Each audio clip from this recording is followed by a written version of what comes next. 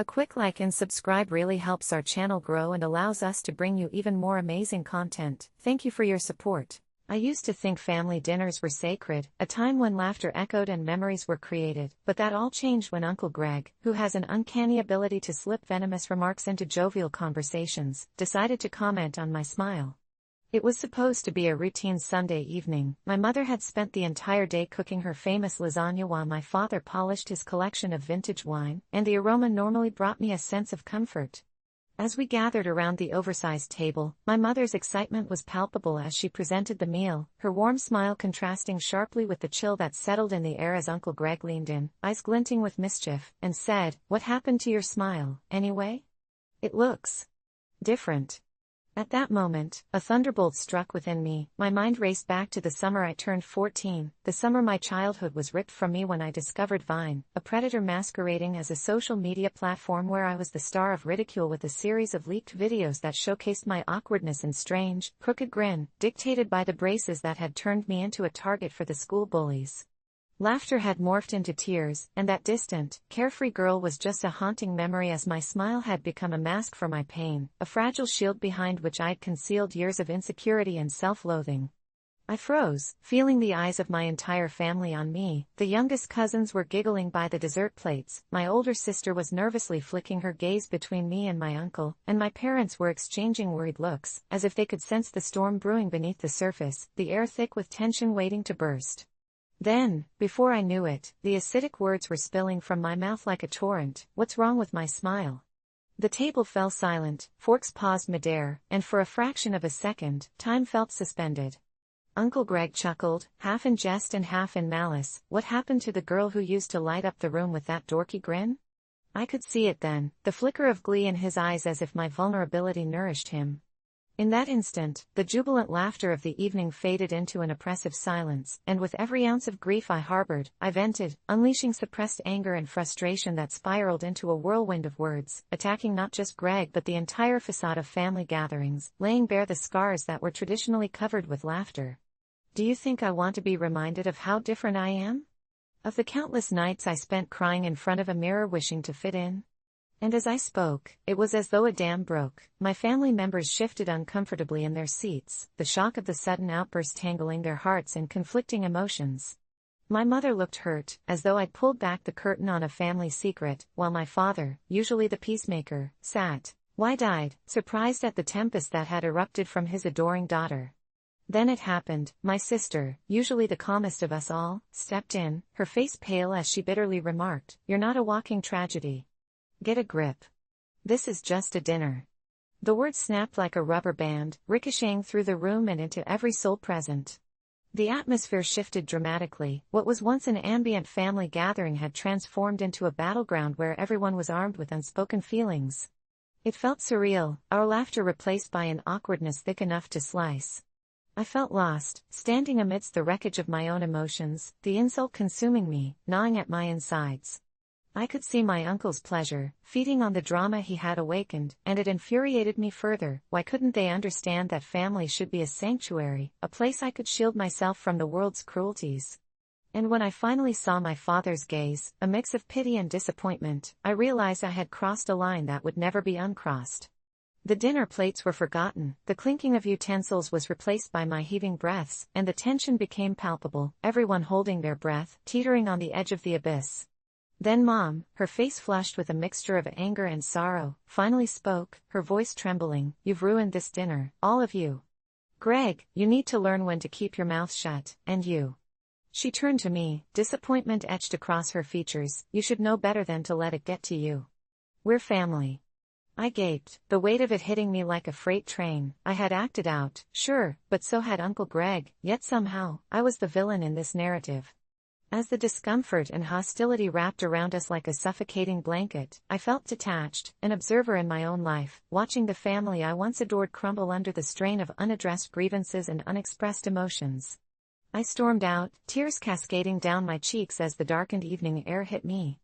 I didn't hear the poker-faced exchanges or the strained whispers following my exit. I simply wrapped my arms around my knees under the stars, wondering if I had truly ruined the dinner or merely laid bare the fractures that had always lurked beneath the surface, awaiting the perfect moment to shatter our fragile facade. As the night wore on, the moon hung heavy with judgment, and deep down, I felt it, the feeling that perhaps we were all broken, cracking beneath the weight of unspoken words, yet desperate to pretend we were fine. But for one fleeting moment, amidst the chaos and heartbreak, I wished someone would have just acknowledged the depth of my hurt, instead of dismissing me as the antagonist of the family drama and making me wonder if, maybe, it was time to stop pretending those cracks didn't exist. The reality was, we each wore our own masks. Uncle Greg wore his of laughter while my family donned theirs of indifference, and that night, I unveiled mine, the one marred by hurt but precious in its truth, and I realized, maybe, the real tragedy wasn't in my smile but in the silence that had allowed them to linger. I never considered myself a bad friend, but the day I snapped at Jenna, my pregnant best friend, turned my life upside down. It started innocently enough. Jenna was over for the 4th time that week, her foot swollen like a cantaloupe, her back aching from all the weight she was carrying, and to be fair, the complaints were unending. Each time she plopped down on the couch, it was like an exorcism of woes, the nausea, the cravings that went unfulfilled, and her desperate need for a foot rub. I could empathize. Pregnancy was undoubtedly hard, but each session felt like I was hearing the same horror story on repeat. By the time she showed up on that fateful Friday evening, I was exhausted from a week of late shifts and even later coffee. As she sank into her supportive pillows, I braced myself for another round of grievances, and that's when it happened. "I just want one day where I don't feel like a beached whale," she lamented, and something inside me snapped. It wasn't even the comment itself, but the way her eyes glazed over as she spoke, like she was on autopilot, repeating the same verses in a never-ending song of misery. I'd had it. I turned to her, feeling my chest tightening with frustration, and said, "Jenna, I can't stand your complaining anymore. You're pregnant, yes, but you have to find joy in this somewhere, right? I get that it's hard, but damn it, other people have it worse than you." The words hung in the air, heavy and toxic. The laughter we had shared moments before died, her smile fading into a tight line, and silence enveloped the room like a cold blanket. I thought she'd laugh it off or throw a pillow at me, but instead, she just stared. Her reaction was haunting, her disappointment scalding, and for the first time, I sensed a dark shadow looming over our friendship. She muttered something that got lost in the tension before getting up and leaving, the sound of the door clicking shut echoing like a gunshot. At first, guilt gnawed at me. Had I been heartless? But then came ask you comfort, a whisper in my ear that maybe my words held some truth.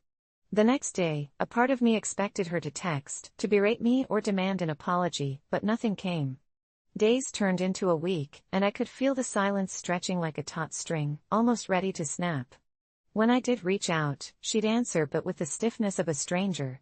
What hurt most were the glimpses of social media. I could see her struggles, the photos of swelling feet, cradling hands, but none of it felt real anymore. It was like watching a staged production where I had been written out of existence. Part of me felt relieved, thinking this space would allow her to regroup, but deep down, dread nagged at my core. Then, on a particularly lonely evening, just as I was about to drown myself in Netflix and Ben & Jerry's, a text from her lit my screen. "Can we talk?" My pulse quickened. I felt sick but also exhilarated. I agreed and mentally prepared for the storm. She arrived, and I noted the weariness etched on her face, shadows under her eyes that hadn't been there before. "I've been thinking," she started, voice wavering. "About what you said." Panic prickled my spine, but she continued. "I've tried to conceal my struggle because everyone tells me I should be joyful, I should be glowing, but I'm not. I'm drowning, and I thought you, of all people, would understand." I opened my mouth to apologize, realizing she wasn't just pleading for sympathy, but begging for a lifeline. I could see it now, all of it, the internal battle she fought, the guilt of not experiencing the serene bliss of motherhood while others sang its praises. But as I awkwardly fumbled with my words, it was clear all that came out was a mix of trembling apologies and half-hearted reassurances. I wanted to lift her burden, but the weight was too much for both of us, and just when I felt like we might connect, she dropped a bomb. "I had a dream about you, you know. Last night." Darkness washed over her expression, twisting reality into something grotesque, and my heart sank as she recounted a visceral dream of a shadow that had pulled her into a hall of crooked mirrors, and there, in every reflection, I stood, grinning, unfeeling, as she writhed beneath the surface. My skin prickled. "It felt so real, Jen. Like you were watching me suffer, and you didn't care. The moonlight pooled through her window as her voice softened. You became the thing that haunted me. I tried to explain how I was just worn out too, but looked into her eyes and froze. I saw desperation, yes, but lurking beneath was something darker, something that felt like loss more than just disappointment. Then I felt a shift in the atmosphere, a weight in the air that made my breath catch. Something was coming. The power flickered then dimmed, leaving us awash in darkness, and I glanced around, heart racing as I felt it, a presence at the edge of the room, chilling and heavy, wrapping itself around our fears. Jenna, I whispered, panic creeping back into my voice, but before I could even turn back to her, I felt an icy grip on my wrist. The last thing I saw before the shadows overwhelmed us was Jenna's eyes, wide and terrified, no longer filled with sorrow but pure dread, as she mouthed a word, help. It was in that moment, amidst a palpable darkness, I realized that my inadvertent cruelty had unleashed something far more menacing than either of us could comprehend, and as the darkness closed in, I understood, we weren't just fighting between us, we were wrestling with the very horrors we had conjured, each complaint, each thought twisting into the shadows waiting to consume us whole. Last year, when my wife and I were expecting our daughter, we picked a beautiful name, Lila. It was a name that flowed like a gentle breeze, filled with warmth and kindness. Yet, shortly after her birth, something terrifying happened that turned our lives inside out and left me questioning my own sanity. It was a typical night. Lila had just been put down, and the house was quiet, the kind of quiet that wraps around you and feels almost sacred. That's when I heard it, a soft whispering coming from the nursery.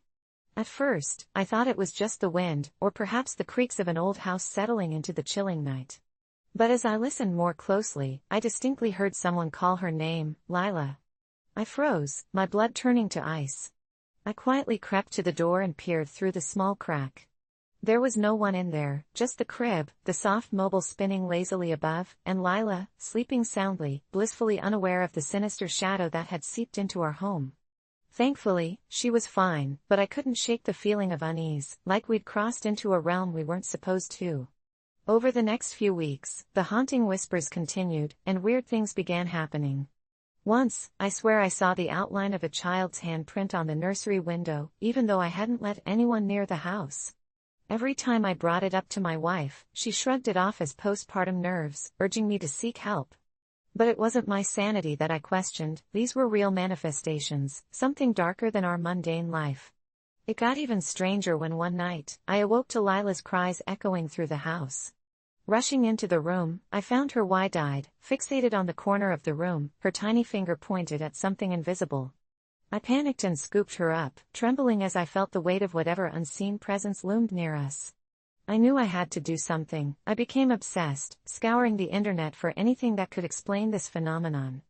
That's when I stumbled upon countless forums, each filled with heart-wrenching stories of children who seemed to have a connection to the ethereal realm, many accompanied by bizarre, folklore-inspired names.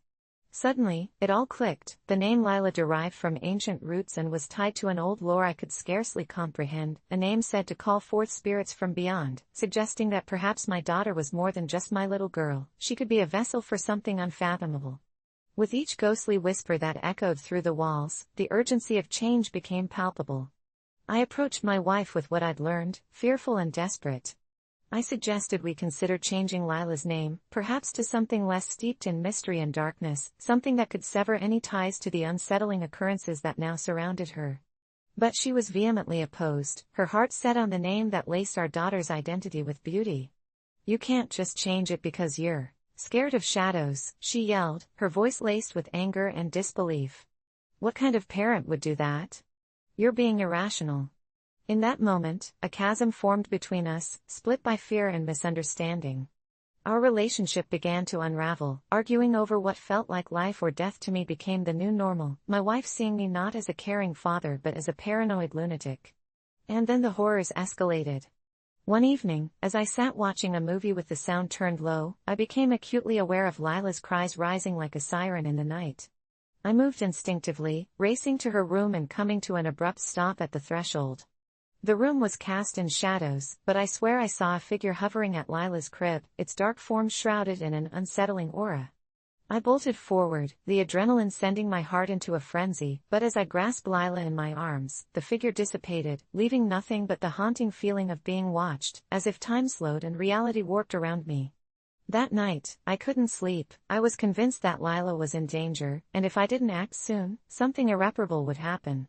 Frustrated and alone, I began calling her by different names in the hopes of masking the darkness lurking just beyond our world: Rose, Lily, even Daisy. My daughter, thank God, seemed content, cooing and gurgling in response, but my wife grew furious, hurling insults when I refused to use her chosen name. "You're making a mockery of our daughter," she screamed at me, tears spilling down her cheeks. "She deserves better than a father who's too scared to face his own demons." Each confrontation felt like nails on a chalkboard, deepening the rift, but I couldn't shake the feeling that I was trying to keep Lila safe. But then it happened. One night, as I lay beside her on the bed, I awoke suddenly, drenched in sweat, a weight bearing down on my chest. I turned to check on her. Lila was gone. The nursery door stood ajar, and dread consumed me. I quickly bolted upright, racing through the dark corridors until I found her. She wasn't in her room. I searched the house, a panic setting in, with every shadow feeling alive. Just as I was about to scream her name, I heard a giggle from behind the living room curtain. I yanked it aside, and there she was, standing and staring at what seemed to be a swirling mass of darkness in the corner of the room. "Lila," I croaked, but she didn't respond. Instead, her hands stretched out toward the void, my heart shattering as the whispers grew louder, mingling with her innocent laughter. "I'm sorry," I cried, feeling every ounce of regret spill from my mouth. "We can change it. We can change your name." But the moment felt futile, as if I were shouting into a void that would consume me whole. My daughter took a step forward, and as if the very essence of the thing she faced reached out, I saw her eyes turn dark, swallowed up by a vortex I couldn't see but felt deep in my bones. Just before all resonance was lost, I lunged, snatching her up and stumbling back, my heart racing as the air around us crackled with energy. In that split second, I understood, whatever was trying to pull her in wanted her. It wanted her because of her name. Without a second thought, I screamed, "Your name isn't Lila anymore. It's Rose." The air shifted with a chilling breeze, and the darkness in the room suddenly flickered, as if contemplating its grip. I grasped her tighter, expecting every spine-tingling whisper to break me down, but it withdrew, and Lila blinked up at me, eyes wide, as if she hadn't even registered the chaos around her. I took that moment to flee, racing to my wife, who stood paralyzed in the doorway, horror etched upon her face. "We need to change her name, we need to save her," I yelled, my voice frantic, but as I spoke, I saw the realization darken my wife's eyes. I was no longer the doting father, I had become the enemy. "You've gone too far," she screamed, thrusting one hand at me, the other clutching Lila tightly. "I will never forgive you for this." And then it all crashed down. My family and I were caught in an unending battle, one I never wanted. I was left with two choices: protect my daughter from an unseen force hell-bent on claiming her soul, or face a new terror, losing the only family I ever wanted because I dared to act on a fear that was dehumanizing my love. So here I am, battling between love and fear, asking everyone if I'm the asshole for refusing to change my daughter's name. But how do you explain there's something darker lurking just beyond the veil of understanding? Something that whispers when the wind blows, waiting for weakness to snatch away the light. Would you change something innocent to preserve what you love? Is it easier to accept loss than to fight through shadows?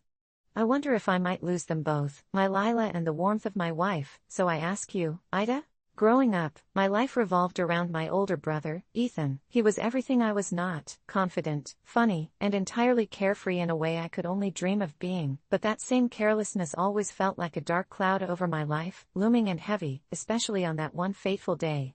I remember it clearly. The air was thick with anticipation as my family prepared for our annual reunion, a day meant for laughter, connection, and cherished memories, but also for my inevitable disappointment because of Ethan, a disappointment I'd felt boil over countless times before when his habitual tardiness consistently disrupted our family plans.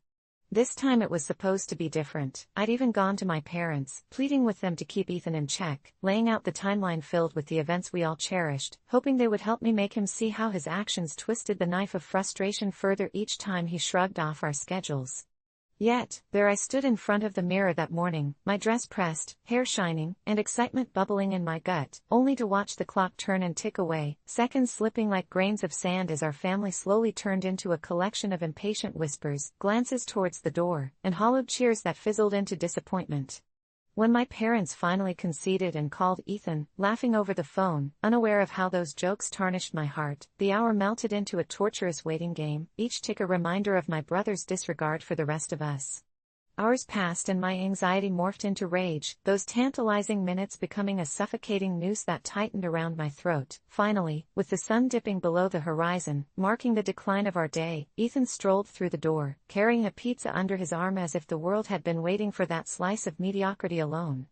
I lost it, the mounting frustration bubbling over like a volcano ready to erupt, and I screamed, the sound echoing off the walls, "Why do you always do this? You ruin everything for me." I felt all eyes shift to me, the room stagnant with shock, my parents' expressions morphing from shock into disappointment, but it was Ethan who looked at me with a flicker of hurt, his usually disarming grin fading into a frown. Maybe he had never realized how his actions shaped my reality, but at that moment, I didn't care.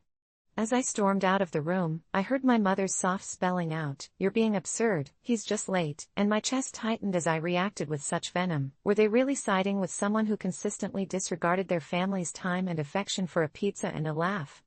I had wanted to express my hurt, to convey my pain about existence revolving around his whims, but laying bare those feelings only backfired as familial ties drew tighter around my throat, all grappling with how to cope with a raging younger sister while cradling the fragile ego of a fragile brother. It was in that mounting tension I sought solace in my room, the darkness blanketing me like an old friend, but the shame curled around me like a boa constrictor squeezing its prey, leaving me gasping. I thought of the times he'd made me late for getting ready for school, missing birthdays, the heartbreak of years trickling behind us due to an indifference only he seemed immune to. It was hard to swallow as I replayed the image of our relatives sitting around the dining table, smiles stretched thin as they forever remembered Ethan's absence rather than my achievements. Night fell and I heard them talking softly downstairs, the murmurs reaching my ears, and I couldn't help but feel something teetering on the edge of my mind, a dreadful thought that perhaps my voice, no matter how loud, would always be drowned in the wake of my brother's presence, one that echoed through the halls like a menacing shadow.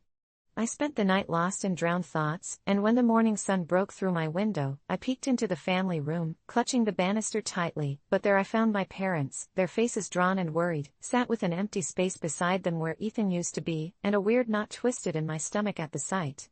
It was strange. Usually, he'd be bouncing in, giving fake apologies like breadsticks tossed onto a dinner plate, but now, my heart was riddled with dread as I approached them tentatively, wondering how far I'd pushed him, wondering if those late nights and hollow experiences had locked him in a place where he didn't belong. As I sat, on a seat that suddenly felt too big, the silence wrapped around my family thicker than ever, my mother finally broke the tension, her eyes glistening with tears. Ethan left, and with those words hung heavy in the air, I realized how so much of our lives were measured in his tardiness, how selfish it all felt, and the confusion churned into a pang of guilt rendering me lost. I was supposed to confront him about the way he treated me, about the way his absence swallowed up my accomplishments, but here I sat weighted by emptiness instead. My brother's spirit lingered like fresh bread that had gone stale, something I could neither resent nor save. In the days that followed, the first miracle was the realization that distance unclogged the blindness I'd held, and as days turned to weeks flanked by his absence, I found myself grieving for a childhood adored but clouded with resentment. My parents would mention him in soft whispers around the dinner table, the empty space godding each family event, our laughter suddenly fractured and memories of late arrivals now shadowed by the grief of what once was, shaping me into someone more disappointed in myself than in my brother. A haunting solitude crawled deep inside, filling me with a wish to turn back time, to reclaim that day and take back my screams, to find a way that wouldn't isolate us further but instead would help bind us. And just as I thought that sealing the crack would mean unearthing the monstrous entity of my own anger, a simple envelope slipped under the door with my name written on it in familiar handwriting. My chest pounded as I read the lines scrawled out, each word carrying a weight of grief and regret as he explained that he had finally realized how his actions affected those around him. It was an apology wrapped in his desire to become a better brother, one tempted by the promise of solace, a lifeline begging me to respond. I couldn't believe it. He'd owned up to his carelessness while I had been stuck in my own tourniquet of anger. Somehow, our screams had turned into words, into hopes that rallied back light, sparking a chance to rebuild. Weeks passed, and it felt like trudging through thick mud as I made my way back to face what I couldn't bear to confront. Did I dare call him? Did I risk the fragile connection we still shared? Should I finally save my family from the echoes of what we once knew? The light of realization glimmered, a bright opportunity thrumming at my core, and one day, with trembling hands, I called him, and as our conversation unfolded like a fateful return, I finally understood. It wasn't about being perfect, it was about finding a way to share both the darkness and the dawn that came with having a brother, no matter how late he arrived. I never planned on becoming the villain in my friend's story. I merely wanted to help out and maintain the life I had carefully built around my aversion to anything feline. It all started when my friend Alex got the apparently brilliant idea to go on a 2-week trip to Europe and casually asked if I could house sit for him. It should have been a simple favor, but life has a twisted way of weaving its threads. When I asked him about his cats, thinking it was a simple oversight that he hadn't mentioned any pets, his reply shattered my world. "Oh, I didn't tell you. I adopted a cat last week." Alex knew I was allergic to cats, a fact I had grimly repeated over the years whenever the subject arose. Still, it tugged at my heartstrings imagining Alex alone in his empty apartment, so I reluctantly accepted, thinking maybe I could manage my allergies with medication. I figured 2 weeks would be short enough, and really, what's the worst that could happen? I packed my suitcase with all the supplies I'd need and drove to his apartment, my heart pounding from what I thought would be a myriad of potential indignities, the litter box, the scratching posts, the howling at odd hours, but nothing prepared me for what awaited me behind that front door. I stepped inside, greeted by the smell of artificial lavender, which offered no solace among the unease in my stomach. There were no litter boxes in sight, which I falsely assumed was a positive, until I noticed the shadows in the corners, and that's when I saw it, lounging ever so regal, the cat, a majestic Maine Coon with eyes that seemed to pierce through my cowardice and right into my very soul. I swallowed my fear and decided to figure out the whole house sitting for a friend part first before confronting the furry dilemma clawing its way to the forefront of my mind. I spent the evening cleaning, moving through the apartment with a meticulousness born from dread, taking careful naps to adjust to the new environment, all while glancing over my shoulder, half expecting the cat to spring out with a hyperactive playtime charm. It didn't take long before I discovered the scattered pieces of shredded furniture, a hallmark of the Maine Coon's unstated dominance. It was everywhere I turned, and I felt each glimmering eye roll like 1,000 tiny daggers. By the second day, the allergy pills had become my lifeline, and still, my skin itched feverishly. The sneezes came and went, but each bout felt like a personal rejection. I started to feel trapped inside Alex's stylish prison furnished with litter and fur-covered nightmares. In my anxious haze, I reached for my phone to send Alex a barrage of confused messages, but the messages remained unanswered, his silence exaggerated by a growing sense of dread. I threw caution to the wind and went for a late-night snack, a struggle against the dulling effects of the antihistamines that pooled in my veins. I crossed the living room, but just before I turned the corner to the kitchen, I froze at the dim light washing over a strange silhouette, a ball of fur with gleaming eyes watching me like I was an unwanted guest at my own damn party. I stood frozen in that bedroom-lit twilight, caught in the sight of the beast, realizing that I had not truly committed myself to tracking the cat's ominous movements for 2 solid days. I nodded slowly and backed away into the darkness, but it wasn't long before I heard it, a low, throaty growl emanating from the very creature I thought I could ignore. The creature was no longer lounging lazily, it was now a predator scanning its territory. Panic surged through me, and I silently retreated to my bedroom, locking the door behind me. Sleep came in short, sporadic bursts, cut into jagged pieces by the sound of claws dragging across the hardwood floor, growing closer and closer until I could almost hear the beat of my own heart shaking like an earthquake beneath the sheets. Day 5 loomed overhead like dark clouds, and when I finally saw Alex's name flash across my screen, I nearly dropped my phone. He simply wanted to know how everything was going. I hesitated when typing my reply, concerned that Alex would think I was being overly dramatic. When I finally confessed my plight, he laughed through the texts, telling me I just needed to get used to it. Most people would be thrilled to house sit, and deep down, I wanted to be one of those people. I agreed to persevere, trying my hardest to convince myself that I was still game. After all, Alex was a good friend. That night, sleep eluded me, and as I lay awake drowning in the darkness, I heard a sudden thud from the living room followed by the unmistakable sound of claws against wood. My heart raced as I understood that something was broken and in that instant, I knew I had to confront the cat, perhaps even save myself from whatever misfortune would befall me if I continued to hide. The moonlight spilled through the windows, illuminating the living room, and there it stood, the cat on top of a crumpled magazine, an anarchist queen. I took a deep breath, about to approach it, when the beast turned slowly, its pupils constricting into narrow slits that sent waves of terror washing over me. For the first time, I noticed that the fur around its mouth was matted, sticking together in jagged clumps, reminiscent of blood. Disoriented, I blinked and staggered backward, and, in those precious moments of processing, it let out a growl that echoed through my bones, reverberating as a monstrous promise of violence. I stumbled through the door desperately, trying to shut it behind me, but the cat was faster. I barely managed to slam the door shut before I heard the impact of paws against the wood, scratching mercilessly like a predator that had just caught wind of prey. I didn't know what to do at that moment. Should I call Alex, take my chances and run out into the night with no clear destination? Footsteps approached, and I prepared for an assault, but there was only silence afterward. The doorknob rattled, followed by that haunting growl again. This time, it echoed deeper into my mind, as though I were being called back into the living room from which I'd fled. Heart racing, shaken, I slowly turned the knob and opened the door, peeking through the gap like a spy. A chilling realization swept over me. The living room was empty, yet in the stillness, the cat's ominous presence felt imprinted all over the space around me. I stepped in, ready to confront whatever reality awaited behind my own disbelief, but all I saw was a scattering of debris on the floor, no blood, no cat. I swallowed the scream rising in my throat and fled to the window, ready to scream, but suddenly my phone buzzed again.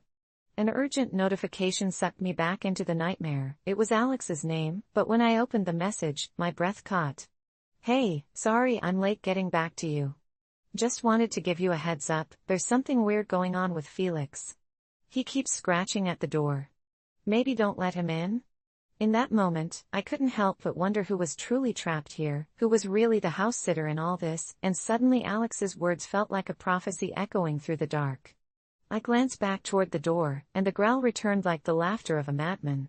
I never thought a simple decision about Christmas morning would spiral into something that felt like a living nightmare, but here we are. My husband and I had always imagined our children waking up to a sea of colorful wrapping paper, their laughter and innocence filling the air like the smell of fresh pine from our tree. So, when my husband's parents were insistent about joining us to watch our kids open their gifts, I hesitated, not because I didn't want them there, but because of the dark, quiet secrets that always seemed to surface whenever I spent time with them. See, my in-laws have this unsettling ability to twist every joyful occasion into an underlying tension, an atmosphere thick enough to cut with a knife. The first Christmas we spent together, they arrived early, their smiles stretched too wide, their eyes too focused on my every move as I tried to set the scene of holiday cheer, and I remember my daughter's joyous squeal being overshadowed by a comment from my mother-in-law about how children shouldn't be spoiled with so much. That experience pushed me to set boundaries, and I was firm this year. "I want this to be a special moment just for us," I told my husband, who reluctantly agreed, aware of the strange weight our in-laws carried in our lives, almost like a curse that cast shadows over even the happiest days. But then Christmas morning arrived, and my excitement quickly turned into dread when I saw a text from my mother-in-law at 5 a.m., saying she couldn't wait to see them, her unwavering enthusiasm creeping under my skin like ice. I tried to shake off the unease, but it lingered like a storm cloud as I sipped my coffee, the aroma mingling with the unmistakable scent of impending chaos. I insisted to my husband that the whole family could come over later, after the presents, but he had that look, one of silent defiance, as if stepping into the battlefield to protect what little peace we had left. As the hour approached for the kids to wake, I went into survival mode, meticulously hand-picking the ornaments our daughter had decorated the night before, but the glee in my heart felt hollow. The little ones bounded in, their eyes sparkling brighter than any Christmas light, and I could almost forget the impending doom at my back, that is, until the doorbell rang just when they were about to dive into the pile of gifts. I froze, breath hitching in my throat. My husband shot me a panicked look, and I felt a wave of nausea hit me as I could only imagine who stood on the other side. Sure enough, there they were, my in-laws, faces beaming, clutching bags filled with their own presents, as if it were theirs to share. My body reacted instinctively. I stepped in front of the kids as if I could shield them from this intruding wave, all my intentions to keep Christmas pure unraveling before my eyes. "We agreed," I stuttered, my voice barely a whisper but sharp enough for them to hear. "We wanted today just for our family." For a brief moment, there was silence, and I could see my father-in-law's smile falter, flickering like a muted TV screen in a dark room, but then my mother-in-law's expression twisted, and it made me physically recoil.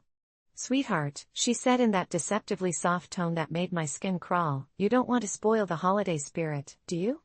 My husband stepped up to diffuse the tension, but a knot tightened in the pit of my stomach, and before I knew it, I was leading the children upstairs, almost dragging them from the scene that morphed into an argument between my husband and his parents, a battle of wills that would shatter the already fragile thread of our Christmas. I tucked the kids under my arms like precious jewels, whispering to them that everything would be okay, but their wide eyes mirrored the confusion I felt too.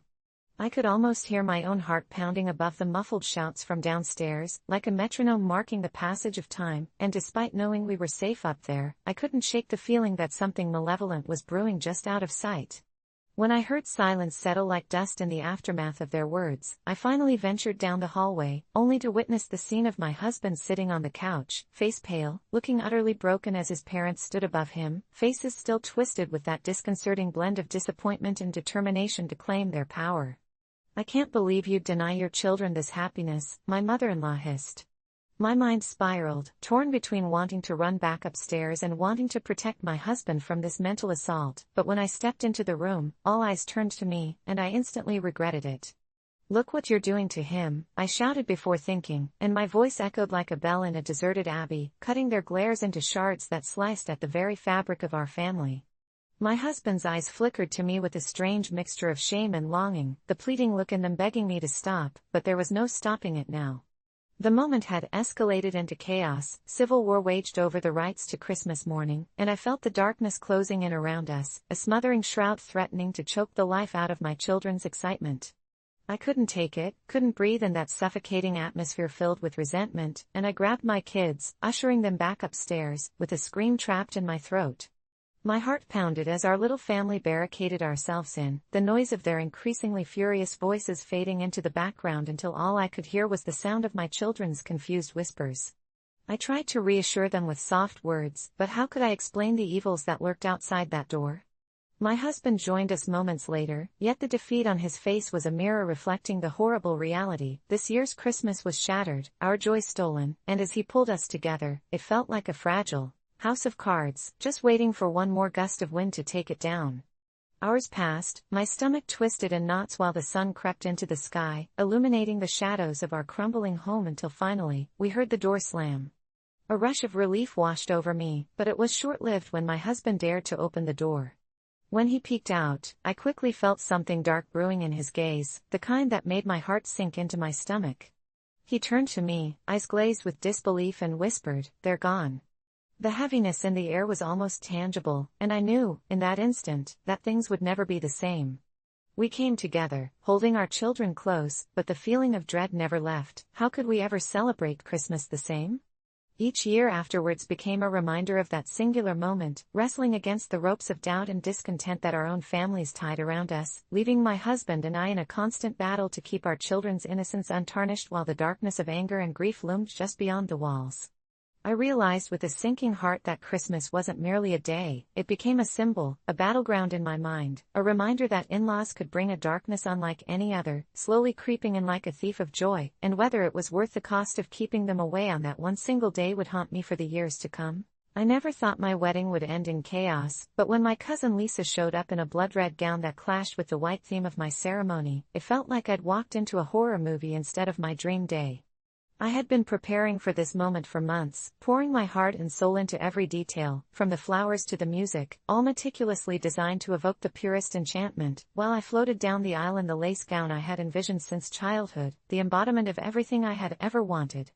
I remember the moment I spotted Lisa, standing smugly in the doorway of the venue with that gaudy dress that mirrored the sinister beauty of a vampire in some cheap film. I felt the air chill around me, my stomach twisting with a mixture of disbelief and anger. Didn't she know this day wasn't about her? The whispers of my friends buzzed in my ears, murmurs of disdain that fed my fury as I approached her, my carefully cultivated smile now plastered on my face like a mask. "Lisa, why are you here?"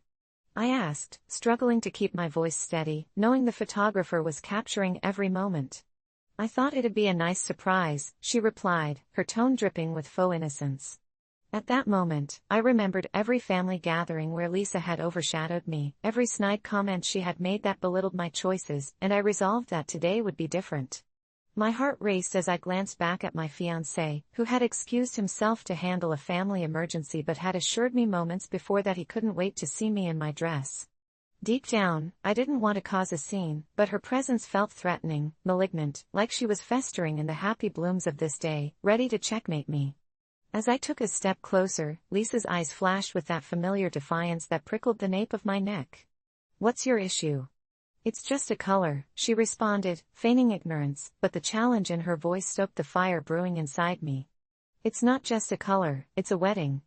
I shot back, my fury bubbling to the surface as I wrestled with the decision weighing on my conscience. A part of me was screaming to turn back, to let it slide and just enjoy the day, but another part clung to the bubbling rage, a sense of justice that demanded action. "Leave. Now," I spat, my fingers trembling as I clenched them into fists. The guests' eyes locked onto us, an audience drawn into an unfolding drama that felt vividly alive as whispers rippled through the crowd, but rather than fear, I felt a surge of adrenaline at reclaiming my day, my moment. Lisa's facade cracked, anger bubbling up beneath her flawless skin as she opened her mouth to retort, but all I could think about was how tired I was of being walked over, tired of being the unobtrusive cousin, the forever witness to her eclipses, tired of everything that had been unsaid over the years. "You're making a mistake. This is ridiculous. You're ruining your own wedding. Over something so petty," she shouted, her voice cutting through the whispers, drawing me closer to confrontation. I could see the shock on the faces of a few of my aunts, the mixture of gasps and raised eyebrows filling the room with anticipation, but I had crossed the threshold, I couldn't stop now. With every ounce of resolve I could muster, I turned my back on her, striding toward the wedding coordinator, whose eyes widened in disbelief and then mirrored my determination. "Security, please," I commanded, my heart drumming like a war cry as I heard Lisa hiss behind me, the noise echoing with the venom of a snake cornered, but I pressed on. I knew what having her there meant. It wasn't just about the dress, it was about the years of her putting me in the shadows. Moments later, two burly men approached, their expressions neutral yet ready, and when they were instructed to escort Lisa out, the look of hurt and fury painted her face as she went limp, her shock overwhelming her defiance. "You'll regret this," she spat as she was guided out, each word a dart aimed at my heart, as I stood there, shaking but finally feeling light, the burden of her specter lifted from my shoulders, the weight of my family's toxicity unfurling in the dust behind her. The ceremony resumed, but I could feel the eyes of my relatives boring into my back, the murmurs of disapproval hanging in the air thick as fog, and I couldn't tell if they were aggrieved by my actions or secretly relieved to be rid of the drama Lisa seemed to constantly bring. My heart sank as I realized what I'd done. The moment of triumph had morphed into a shadow of regret, the whispers of bridezilla and family tension stirring uncontrollably around me like a whirlwind of judgmental stares. As the vows were exchanged and I glanced around, I couldn't shake the feeling that Lisa wouldn't take this lightly, especially with her threatening words hanging heavy in the air. After the ceremony, as the reception blossomed around me in joyful chaos, laughter, dancing, and so many smiles, my joy felt marred by the creeping shadow of guilt. Could I really celebrate a day that, in some way, felt marred by the act of banishment? I tried to brush away the thoughts, focusing instead on the love swelling in my chest for my husband and the genuine moments shared with our friends, but Lisa's presence loomed heavily in my mind like a specter waiting to strike. Days turned into weeks, and just as I thought I could forget about the wedding drama, my phone buzzed late one night, draining the color from my face. It was a group text from my family. My heart raced as I opened it to find a picture of Lisa in that hideous, blood-red gown, with the caption, "Some weddings should be cancelled." My stomach dropped like a stone as her slander spread through our family like wildfire. The rising tide of animosity was making its way toward me, wrapping around my throat, threatening to suffocate the joy I had fought for. Each Sunday dinner became an arena of cold silence, excluding me from family conversations as I was framed as the villain, and while I was initially defensive, the weight of isolation left me gasping. The day finally came when I was invited to a family gathering with an air of dread. As I stepped through the front door, I could practically feel the judgment dripping from the ceiling fixtures. I quietly made my way to the living room, my heart thundering loudly against my ribcage as I caught sight of Lisa, clad in white this time, sitting smugly at the center of the table like some dark queen surveying her territory. The tension gripped me like an iron fist, clenching my heart as unwelcome memories spiraled back. Her smirk twisted with cruelty was overwhelming, laying bare the extent of her hunger for vengeance. I stood frozen in place, contemplating my next move when Lisa's eyes met mine with a glint of sadistic glee, as if she had been waiting for this very moment. "Oh look, the bride graces us with her presence. Didn't you know weddings are supposed to be about everyone?" she quipped, laughter bubbling around her like a toxic potion, and just like that, the room shifted, murmurs erupting anew as I felt their eyes darting with interest between us. Her words were daggers, driving my insecurities deeper, igniting an inferno of rage within me, but instead of striking back as I longed to, all I could muster was a weak smile. "I'm glad to see you, too, Lisa," I managed to reply, forcing the words to escape, every syllable leaving a bitter taste in my mouth while her laughter washed over me like a tide, depending on the whispers of my family to feed her power. As the evening wore on, I noticed that my cousin didn't relent, sowing discord with poisoned words, planting unease in the hearts of my loved ones that grew more potent with every sip of wine. When I left that night, I felt the confines of my own family closing in, shadows whispering ever so softly, was I really the villain? But the truth was, standing at the edge of that wedding day, I had fought for myself in a world that always sidelined me, and even if the consequences were grave, I couldn't say I didn't deserve my moment of victory, however fleeting. So, AITA for having my cousin thrown out of my wedding? I don't know yet, but as I drive away, the question trembles in my mind: what kind of family comes together by building their foundation on the bones of betrayal? Last week, I found myself at the crossroads of familial loyalty and gut instinct, torn apart by my father's health issues and the shadow that loomed over his friend Walter, a man who'd slithered into our lives with charm and an unsettling undertone. My father, once vibrant and full of life, had been grappling with aggressive cancer for the past year, and despite the slowly thickening fog of despair that shrouded our home, Walter had introduced himself as a source of comfort under the guise of a devoted ally. I didn't think much of it at first. He showed up with handfuls of flowers, extravagant presents, and what seemed like genuine concern for my father's well-being. Every week, he called to check in, send uplifting messages, and even accompanied my dad to the very first round of treatments. But it wasn't long before I began noticing the little things, the way Walter would linger too long on the fringes of conversations, the crinkle in his smile whenever Dad mentioned me or my accomplishments, a creeping envy that spewed from his otherwise polished demeanor. The essence of his being wrapped itself around my father like an invasive vine, smothering his spirit while nurturing the insatiable thirst for control that lurked behind Walter's friendly facade. So when I found out that Walter had made plans to accompany my dad to his crucial 6-month checkup, a kind of distorted appointment that could either bring a glimmer of hope or the plunge into eternal darkness, my heart clenched tightly in rebellion. I dreaded the idea of relinquishing my protective post, of handing over my father's fragile trust to this man who felt more like a predator than a friend. I consulted my mother, who had been distant and quiet since Dad's diagnosis, and her silence spoke volumes. It was a low-grade anxiety that bubbled just under the surface, a synchronous heartbeat with my own buried fears. That night, I caved into the entangling dread and called the office, leaving a message, insisting that only I would accompany Dad to his appointment. The relief coursing through my veins was short-lived. When the day finally came, I met Walter standing at the front door, a smug smile plastered across his face, as if he had anticipated my next move. My father, clad in one of his favorite flannel shirts, looked caught between confusion and disappointment, but I latched onto his gaze, conveying a silent message that shattered my heart but bolstered my conviction. "Dad," I said, my voice shaking slightly as I stepped forwards, "I think it's best if I come with you today."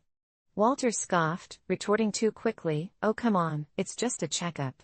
You don't need to coddle him like this." Each syllable felt like barbed wire wrapped around the words, tugging at something primal and repulsive inside me. A scream clawed at the back of my throat, fought tooth and nail against the savagery consuming my rationality.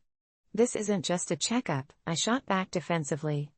"It's one of the most significant days he'll have in months. You don't need to be there. You're not his family."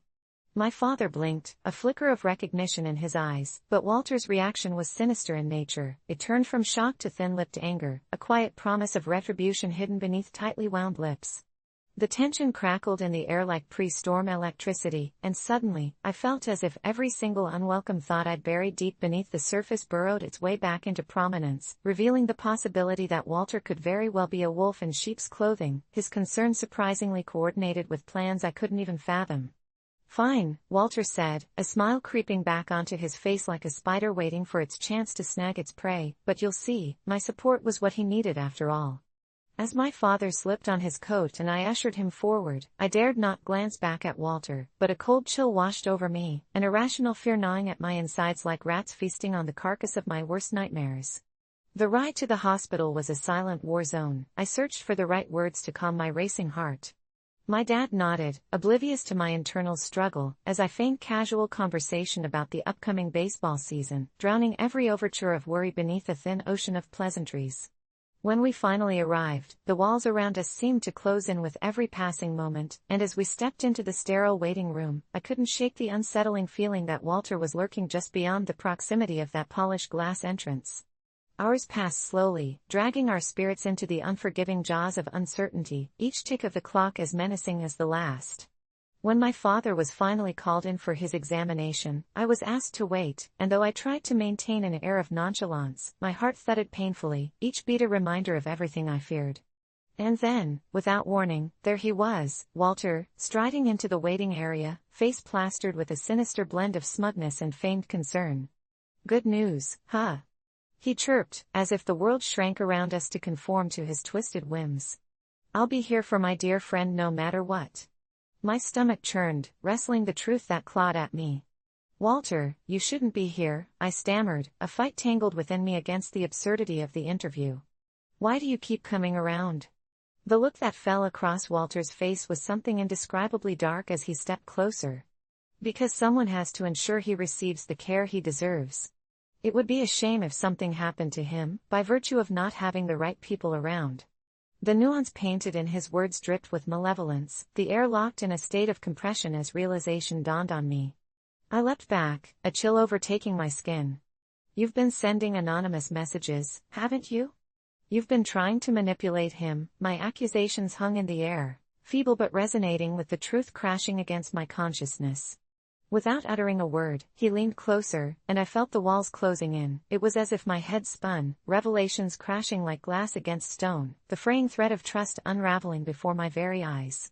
I fled from him, desperate to reach my father's side, my heart racing, echoing the silent screams spinning in my mind. But by the time I pushed past the nurses to enter the examination room, the words I'd rehearsed had turned to dust on my tongue.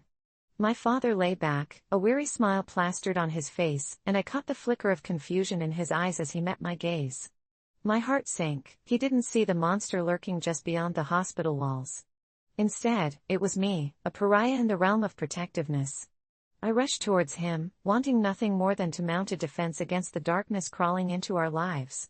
"Dad, you need to." Just as I began to explain, Walter sauntered into the room, seamlessly sliding into the space like he owned it. "You can't live in fear anymore. You have me, I'm your friend and I'm here," he insisted, his tone deceptively calm yet devoid of sincerity.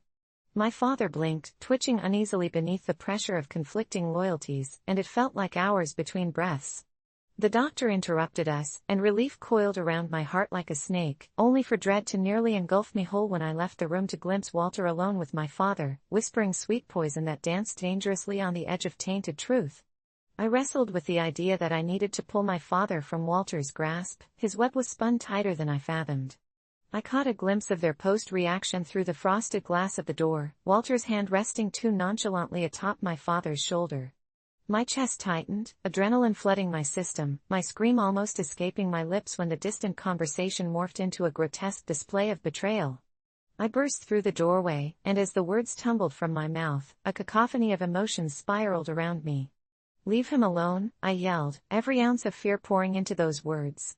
Walter turned, eyes laced with surprise. "She's just upset because she knows we're getting closer," he chirped casually, yet the menace dripping from that statement sent goosebumps racing along my skin.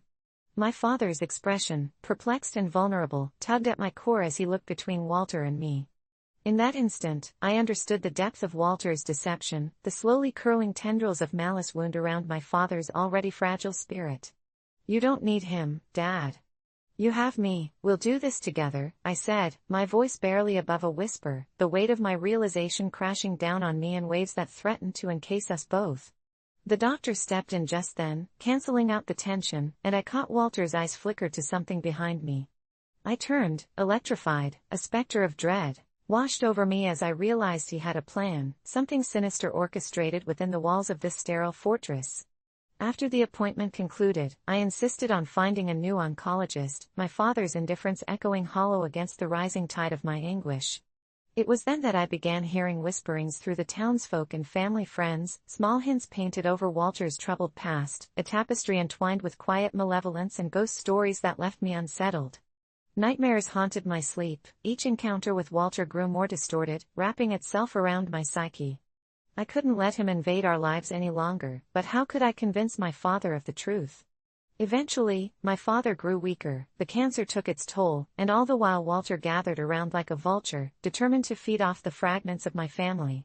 One night, after a fraught dinner where Walter's charm barely masked his undertones, I knew I had to expose him, unveil the monster for who he truly was. I called my father to the living room. By now he was frail and pale, and I could see the shadows that tag-teamed with Walter's presence. It felt as though the very air shimmered with an unreadable tension. "Dad," I began slowly, "we need to talk about Walter. I want to share what I discovered." The moment I uttered his name, the familiar gleam of disapproval glimmered in my father's eyes, and I could see Walter's shadows stretching across the room like dark wings, encircling me in his grasp. "Don't listen to her, old friend," Walter interjected smoothly, "she's just scared of losing you. We all know she tends to exaggerate, don't we?" But my father shook his head, tired but urgent. I could feel his heart battling against the manipulation lurking behind Walter's facade. "You need to understand, he's not what you think he is. He's been lying to you about his intentions." The room stilled, and in that breathless silence, my mind raced. "He's been sending anonymous letters to make it seem like you're worse off than you are. He's trying to take control of the decisions and manipulate you," Walter chuckled, feigning a mockery of restraint. "Sweetheart, isn't it sad how desperately she clings to this idea to keep herself relevant?" But my father narrowed his eyes, a fleeting clarity washing over him. Yet in the wreckage of dissected truth, chaos erupted, and Walter's visage morphed into a furious beast as he lunged towards me, venom dripping from his smile. "You ungrateful little rat. After everything I've done for you, you dare defile my name?" The vulnerability I clung onto began crumbling, and my heart raced as I dove towards my father's side with a growl that reverberated through the walls of our home. This was a battle for survival, a last fight to ensure he wouldn't succumb to the poison oozing from Walter. "Dad, please, you need to believe me," I cried desperately, as Walter's towering presence threatened to engulf us both. I realized then that Walter's grip had taken a form we hadn't yet acknowledged, a resonance of death that fed upon our house like a cancer of its own, and with a flicker of realization, I could feel the shadows pulling at my father's breath, tightening beyond relief. I composed myself, lending everything my heart had against the suffocating wall of Walter, and declared, "If you love him, you'll let him go." Walter's laughter lingered, a cacophony that seemed to bounce off the walls before a sudden silence erupted, and I watched in horror as my father hesitated, a flicker of recognition lighting his eyes. The horror spiraled as I made the realization that his only allies were the ghosts of Walter's manipulation, wielding the tenacity of a predator ready to feast. But I refused to back down. I had so much more to say. I needed him to grasp the truth, and it screamed louder than Walter's veiled threats. A moment of poise fell, and when Walter clenched his jaw, I knew that I didn't just seek to save myself but to out anyone who stood even in the periphery of my father's existence. "You may think that you're infallible, but the weight of your lies will bury you." My heart felt like it was shattering, the final pleads vibrating within my own empathy as the walls held their breath, and somewhere deep inside, I felt shivers slither across the threshold. I waited, holding the air, straining for a crack in Walter's facade, searching for the slightest glimpse of vulnerability. "Enough," Walter roared, collapsing into a distorted semblance of rage, his mask peeling away. "You think you can just take him away? He's mine. I thought you had a stronger bond with him. This is how it has always been." With a growing intensity, the air thrummed, the rage pulsed within the room, and as Walter's frustration peaked, it felt like a storm encroaching upon us. If I could just hold on to my father, a newfound strength carving a connection between us, perhaps we could find redemption. The distance and estrangement cloaked the air, but fury ferreted out the truth hidden within. I stepped forward once more, offering my hand to my father, anchoring him against Walter's maelstrom. "Let's leave together," I said softly, my heart desperate against the agony of losing the pivotal relationship to a monster who had no right to claim him. At that moment, an eerie stillness descended, and I witnessed the shifting shadows around us, the fatigue that racked my father's frail body battling against the tendrils snaking from Walter's malevolent smile. "You can't save him from the truth," Walter whispered. "He will always be with me." "No more," I thought fiercely, feeling a tide of my voice igniting the calm spaces surrounding us. "No, we can build a future together." The ugly truth revealed as we stepped outside, leaving behind a fragment of itself while welcoming ourselves into the light of new beginnings, the future flickering before us, painstaking yet full of promise. But the last whispers of Walter's proposition wouldn't simply vanish, they lingered behind us like shadows demanding acknowledgement. Weeks passed, during which our home transformed, dwindling specters fading out and acceptance pulling us back into the warmth of family. The truth clocks in, pieces falling into place, as I began helping Dad in ways I feared to lose. But bursts of fear often struck at night. Even though Walter's grip had lessened, the remembrance of what bruised betrayal could do festered as an unease spinning in cycles. It wasn't until one dark, moonless night when nightmares draped themselves around my father and rushed towards the door, a frantic rap echoing against the rich silence. Reading the moment, I approached the door cautiously, the fury of nervous energy surging beneath my skin as the wood groaned beneath my grip. Who could it be? I hesitated, remembering all too clearly the edges that Walter put upon our existence. When I finally opened it, the chill in the air carried the sharp scent of fear. My father blinked, utterly confused, forged in the alleys of worry, and now burdened further by uncertainty. "It's him, isn't it?" I murmured, my heartbeat harmonizing with the echoes surrounding me. "He's coming back for us." The trepidation clouded his expression, and as doubt etched itself deep within my father's brow, I could feel the shadows once more. It felt like the beginning swirling beneath the surface, remnants of a battle unearthed. "You're not going back there," I breathed firmly, feeling the weight of resolution solidifying around us as the seconds dwindled into eternity. Yet Walter wasn't finished. I could feel those eyes probing our defenses, waiting to reclaim the fragments he sought, to wrap them once more within the binding tales of betrayal and tendrils with which he'd strangled our past. A decision rested firmly between us. I steeled my resolve against every ounce of anxiety, fitfully battling against the shadows that might lie ahead. I had freed us once, and I wouldn't surrender with the chains of fear tethered once more.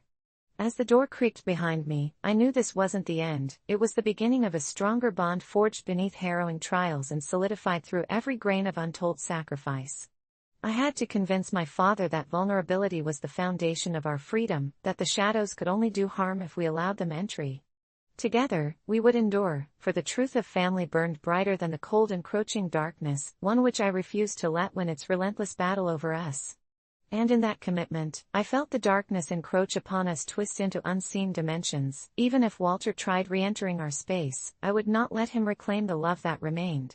I fought for every shred of hope, for every moment that manifested genuine bonds forged through solemnity, warmed by genuine love. It was in that resolve that we pushed back against the darkness, into the light of possibility, the kind that promised liberation from chains that could never be fastened against family, of a future beyond the haunting whispers of Walter's name, long faded yet wordlessly existing, intertwining real ties and those infernal shadows hovering just outside our reach. I never thought I'd find myself in a situation where I'd have to confront my boyfriend's aunt over a Coachella ticket, but here I am, sitting on this dingy couch, heart racing as the realization of what just transpired washes over me like a tidal wave. It all started innocently enough. My boyfriend, Jake, had promised me a magical weekend filled with music, friends, and memories after saving up for months to attend the festival, and when I casually mentioned that I'd be bringing my best friend Sarah along too, Jake's excitement turned into something else entirely. He had a pretty big family, and while I loved spending time with them, his Aunt Linda was a piece of work, horribly intrusive and always looking for ways to reap the benefits of being part of the family. So when she sidled up to me at dinner last week, flashing her overly bright smile and the glimmer of something sinister in her eyes, I felt a shiver run down my spine. "Oh, sweetie, how nice for you to go to Coachella. I'd love to see what all the fuss is about," she cooed, her voice dripped with mock sincerity. I didn't think much of it at first, but that Saturday morning when I reached for my ticket to send to Sarah, my stomach dropped. It was gone. I frantically searched every corner of my room, thinking I'd simply misplaced it, but deep down, I knew. I could feel her eyes watching me during dinner, lingering a little longer when she asked, and I gleefully explained how I'd managed to snag a ticket against the odds. It felt awful admitting it to Jake, but he was just as angry as I was. He assured me we'd confront her together. So, the following Sunday, after pacing back and forth, rehearsing a dozen ways to address the theft, we finally knocked on her door. I mean, I never wanted to escalate the situation, but when she opened the door in her threadbare pajamas, looking more disheveled than usual, and when I said, "Aunt Linda, we need to talk about the ticket," her expression shifted from surprise to amusement, and then to smugness, like she held all the cards in this game that I barely understood. "Oh sweetheart, did you really think you'd get away with that? A Coachella ticket? You should have known I'd take it." "It's nothing personal, it's just business," she said matter-of-factly, as if she were discussing the weather. An icy pit formed in my stomach as the earlier thrill of my impending trip dissipated into sheer disbelief. "You can't be serious. You're stealing from your own family." "That's messed up," I managed to choke out, but she waved her hand dismissively, her laughter echoing in that cramped entryway. That's when I snapped, "I could call the cops on you, Linda." "Stealing a ticket is still a crime," I spat, regretting my harsh tone a moment later, but the truth hung in the air, and I could tell it hit her harder than I expected. The lightheartedness faded as something darker tightened around her eyes, and for a brief moment, it felt as if shadows shifted within her soul, revealing fractured intentions. "You really want to take this higher?" she asked, amusement gone, replaced by a low, chill-inducing whisper. My palms became clammy. I mean, I hadn't actually wanted to threaten her or anything, but there was something twisted about the way she responded, like she was unbothered and yet simmering beneath the surface. Without waiting for my reply, she slammed the door shut, leaving Jake and me standing there in utter disbelief. The drive home was numbingly silent, but the tension hung between us like a potential storm on the horizon. A week passed and our Coachella dreams began to fade into bitter memories, and that's when I received a text, "I hope you're ready for me to spoil your weekend." I felt a wave of anger mixed with dread as I read the message again. Who the hell did she think she was? Jake urged me to let it go, saying it wasn't worth the trouble, but I couldn't shake the feeling that Aunt Linda was more than just a quirky family member with questionable morals. The night before we were set to leave, I couldn't sleep. The thought of stepping into a festival atmosphere while knowing she might be lurking around transformed my excitement into anxiety. I smashed my phone down when another notification lit up, followed by a loud, menacing snicker cascading from the darkness outside my window. A memory flickered to life, the way that Linda gazed at me, almost as if she enjoyed my discomfort. That very night, Sarah, who had driven in from out of town, texted that she was running late due to roadwork, and in no time, Jake and I were ready to go, practically bouncing off the walls despite the aura of dread contradicting our enthusiasm. The sun beat down mercilessly as we drove to the venue, the vibe electric with anticipation, yet I couldn't shake the feeling something was off. Glancing around, jitters coursed through me until we finally parked and made our way through the crowd, the bass vibrating beneath our feet, the air thick with the sweet aroma of festival food and excitement. Music filled the air as we found our place among friends, but as the first band took the stage, I felt someone watching me from the edge of the crowd. My heart raced as I turned. There, mingling with festival-goers, was Aunt Linda, looking as innocent as ever, rocking her signature flower crown. Panic clouded my mind. Did she come to ruin my experience, or was it some twisted intervention? I nudged Jake and pointed. "What the hell is she doing here?" He turned sharply. "Give it a rest, she's probably just enjoying herself," but I wasn't convinced. I spent the next few sets watching her from afar, and the longer I stared, the more she appeared to embody this harbinger of chaos, weaving through groups of people and then disappearing into the crowd. It was only during the third set that everything escalated. Sarah and I were dancing, lost in the rhythms, but suddenly I felt a hand grab my shoulder, yanking me back. I spun around, ready for a confrontation, when I came face to face with Linda, her eyes glinting with something dark, her mouth twisted in a strange smile. "You didn't think you'd get here unscathed, did you?" she sneered, her voice a sickly sweet whisper. My stomach dropped as Jake rushed to my side, anger flaring in his chest, but before he could say anything, she leaned in closer, her breath cold against my ear and said, "You should have kept your mouth shut, honey, you have no idea who you're dealing with. This is my playground." Then she slipped into the crowd, leaving us stunned, my heart racing in my chest. I felt sick. Who was this woman that she turned a simple estrangement into something so sinister? I wanted to enjoy this festival more than anything, but the gnawing sense of danger lingered like a shadow, overshadowing even the brightest moments. The night stretched on, and hours passed, filled with intoxicating music and laughter tinged with anxiety until finally, just when I thought I could breathe easy again, I turned and spotted Linda once more, lurking, but this time she was speaking to a group of security guards. Fear coursed through me. There was no doubt in my mind this woman was plotting something malicious. Within moments, murmurs began spreading through the crowd, and then chaos erupted. Someone had punched one of the security guards, and as bodies began to flee, I saw Jake look toward me, panic etched across his face. "We have to go now," he yelled, and we made a run for it along with hundreds of others, the bliss of the festival engulfed by sheer terror. I glanced back and saw Linda, somehow reveling in the pandemonium she'd unleashed, and it hit me, the ticket, the threat, the laughter, they'd all been part of some twisted game she played, and now I was a player in her insane reality. As we slipped past the barriers and swarmed into the parking lot, the echoes of sirens neared with each step. "Where did she go?" I gasped, searching the crowd, but my entire body screamed that this wasn't over. We piled into the car, and although Jake fumbled with keys, I stared into the chaos we'd just escaped. "Aunt Linda's insane," I breathed. He nodded, eyes fixed on the growing crowd around us. Just when we thought we'd slipped away, my phone buzzed again with a text, "You can't escape me. I'll find you, sweetheart."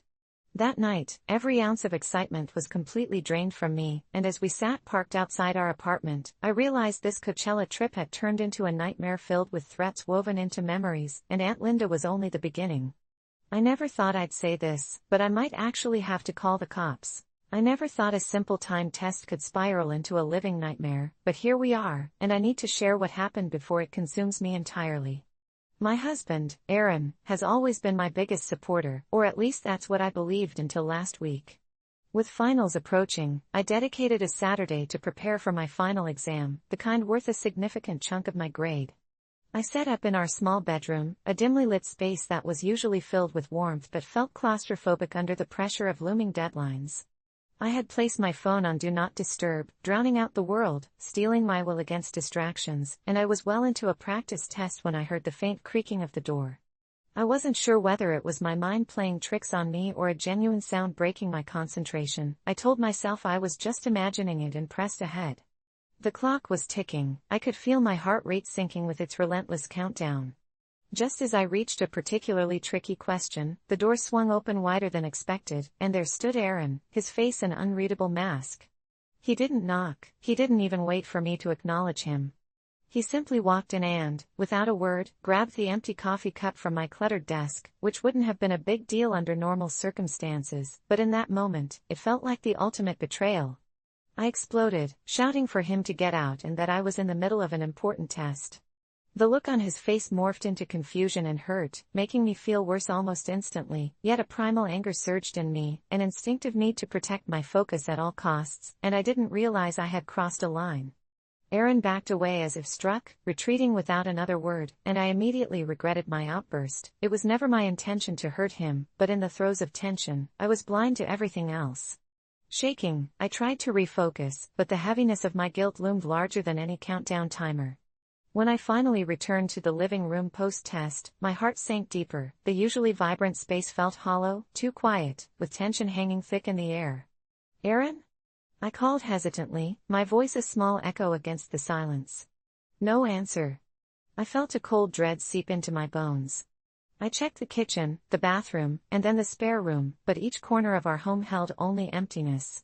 Panic tightened my throat as I grabbed my phone, ready to text him, but just as I was about to fire off a message, I noticed my notifications lighting up. The group chat with my classmates was flooded with frantic messages. "Did you hear about Aaron? I can't believe it, they were right near the corner." And then the most chilling of them all, "They said his car is gone." My heart dropped as a gnawing realization settled in. They were talking about the car accident in the news, and my mind raced with desperate images of a twisted metal heap, my husband a possible victim, consequences of his day spiraling out of control for reasons I couldn't fathom. I raced to the living room TV, where a breaking news segment flickered to life, reporters framed by flashing lights, and there was Aaron's car smashed against a tree, completely unrecognizable. They were saying something about speed, a reckless driver, and I felt the world around me shatter anew with every word. Somehow, I remained stuck in my own head, trapped between the anger I felt moments earlier and the fear gripping me now, unable to disentangle from the chaos I had already created. It was my fault. I had shut him out during a moment of sheer panic, blinded by my own selfish needs. I dropped to the floor, tears streaming down my face as guilt twisted into a knot in my stomach. What if he didn't make it? What if my voice had been the last thing he heard? I couldn't bear the thought. I grabbed my things and raced out the door, my heart pounding like a war drum against my ribcage as I sped toward the hospital, weaving through traffic with reckless abandon. Every red light felt like a ticking clock reminding me that I may have lost the only person who meant anything to me. When I finally made it to the ER, a haze of white coats and muffled voices surrounded me, and I stumbled onto a nurse who stopped me, her face a mask of professionalism that seemed utterly indifferent, and my gut twisted with urgency. "Please, where is he?" The nurse looked down and spoke carefully, almost as if she were preparing to shatter whatever shred of hope re-entered my heart. "You'll need to wait, ma'am.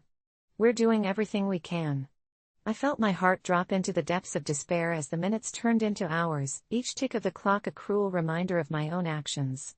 The waiting area morphed from an ordinary space into a suffocating chamber of dread where guilt gnawed at my insides, replaying our last moments together like a broken record. Finally, after what felt like an eternity, a doctor appeared, and my soul practically leapt into my throat. "He's stable," she said cautiously, "but he's unconscious. You can see him, but..." She paused, and the world around me faded out for a moment. "It's serious."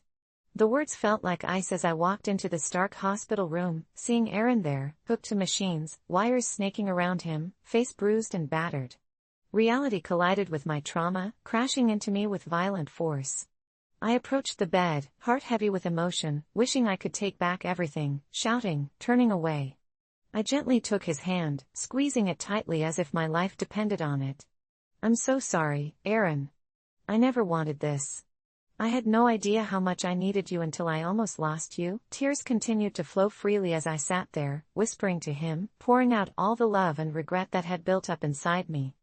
As days turned into a week, the fragile threads of hope began to weave through the darkness, and Aaron slowly started to regain consciousness. The first time his eyes fluttered open, dread coursed through me. What would he say? Would he hate me? I couldn't face that possibility. I held my breath, praying he wouldn't remember the fight, praying my words had reached him somehow. He turned his head slightly, squinting at the harsh fluorescent lights before his gaze fell on me, bewilderment etched across his face. "What happened?" He managed to croak, and for a moment, I felt a flicker of relief mixed with dread as I prepared to answer. This moment felt pivotal, but in his eyes, I saw forgiveness, possibly a reflection of my own guilt. Maybe he could sense the crushing weight of my regret, or maybe it was just the haze of pain killing every harsh thought. All I could do was nod and squeeze his hand tighter, letting the tears flow. "You got into an accident," I said softly. "You're here now. Just focus on getting better." We had a long road ahead of us, and in that uncertain future lay the lessons of a nightmarish reality, one that had shaken our lives and reminded me of the fragility of every moment we take for granted. It's wild how quickly everything can change, how a simple act of frustration in an innocent moment can lead us to the brink before bringing us back in character-shattering ways.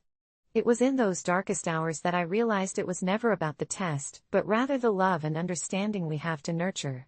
Life is too unpredictable. I vowed never to take him for granted again. So, am I the asshole for shouting at him during a timed test? I'm not sure if that label matters anymore. I never thought a simple act of sharing leftovers could tear my family apart, but here I am, sitting alone in my darkened living room, replaying that moment over and over, haunted by the consequences of my actions. My wife, Julia, owns a small but trendy restaurant in the heart of the city, and her passion for crafting the perfect menu is only matched by her relentless pursuit of culinary excellence. Last week, she prepared a spectacular feast for an important food critic, and despite the hours she labored over the dishes, it was a complete disaster. A botched soufflé and an unseasoned risotto meant for a table of 6 ended with her in tears and a table full of critics who abandoned their forks. Luckily, we had leftovers, and while I didn't think much of it at the time, I saw them as a potential treat for our 7-year-old son, Jeremy, who had been particularly picky lately. After a long day of work, I was exhausted and did what any parent would do. I heated up the remains of Julia's masterpiece, set it on the table, and watched as Jeremy devoured it, his delighted expressions making it feel like I had done something right.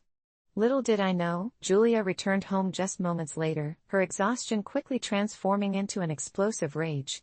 She was furious when she learned I'd given her hard work to our child without asking her, saying that the food wasn't fit for a child and that it was a culinary embarrassment to have it enjoyed in our home.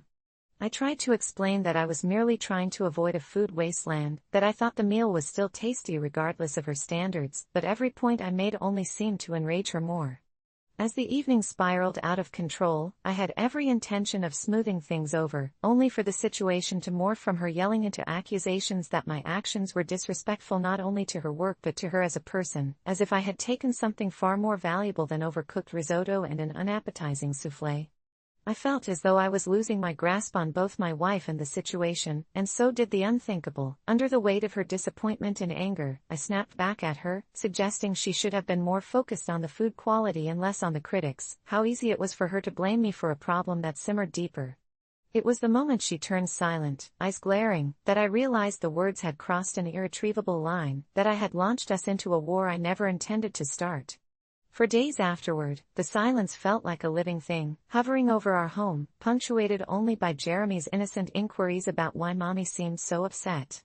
Julia's repertoire of silence was filled with passive-aggressive remarks and cold, short responses, her eyes narrowing when I tried to engage in anything beyond the bare minimum of conversation necessary to ensure the basic functions of family life, a stark contrast to the vivacious, affectionate woman I had fallen in love with.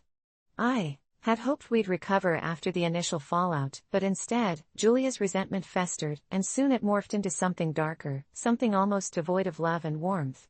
She became distant, pouring herself into work at the restaurant, where she would stay late and celebrate a new batch of customers with food I wondered if she served with love or simply out of spite for me.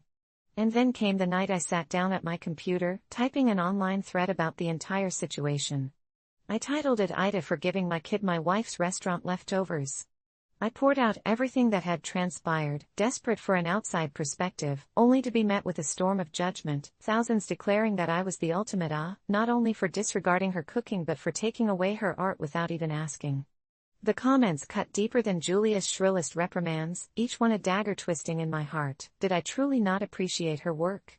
Did I really ruin what little glimmer of happiness we shared? In a whirlwind of frustration and guilt, I posted it, hoping maybe some kind souls would understand my side, but I only sunk deeper into despair. I couldn't see my reflection in her eyes anymore. It was as if she were gazing at a stranger, one who had cheated her out of validation and respect. Days turned into weeks filled with awkward dinners and increasingly frequent texts from concerned friends, worried about the cracks forming in our once solid relationship, while I spiraled into a pit of confusion and sadness. By now, any semblance of peace was gone. When I finally approached Julia to talk, her reaction was icy as she bristled and turned her back on me, my heart breaking at the sight of her shoulders hunched, each part of her signaling the grief I had caused. I tried to muster the strength to fight for our family, but it crumbled like stale bread, and Jeremy ended up sandwiched in between our personal warfare, his innocent laughter becoming a haunting reminder of our shared happiness, a skin-deep gallery of memory eclipsed by an ominous cloud. I racked my head trying to fix things, bring back that laughter, but all I found was bitterness, a constant reminder that I was perhaps wholly to blame. The last straw came on the night when Jeremy begged us to take him out to eat. I attempted to suggest we go to Julia's restaurant, a familiar comfort, but she scowled, her face freezing in a way I had understatedly believed was an unthinkable facet of my once joyful wife, and she snapped that she would rather eat trash than step foot in a place bearing my name. I had turned to Jeremy, hoping his innocent spirit could bridge the chasm between us, and when I caught a glimpse of disappointment in his eyes, I knew I had failed. Days turned into months, and everything I tried had been met with veiled hostility. I became a ghost in my own home, a failure neither of us knew how to fix, and one afternoon, a provocative thought pricked at the edges of my mind. Maybe if she couldn't see the value in me anymore, perhaps it was time to remove myself from the equation, let Julia and Jeremy continue thriving without the emotional wreckage that had invaded our lives. So, when I quietly packed a bag and slipped out the door for one last stroll, leaving my phone behind in my attempt to free us from the chaos, I thought it was the right decision. As evening settled in, I found myself wandering toward Julia's restaurant, every step heavy with resolve to push through the hurt, to give closure to my irreparable mistakes. Standing outside the bright lights and vibrant people, I took a breath to gather the courage.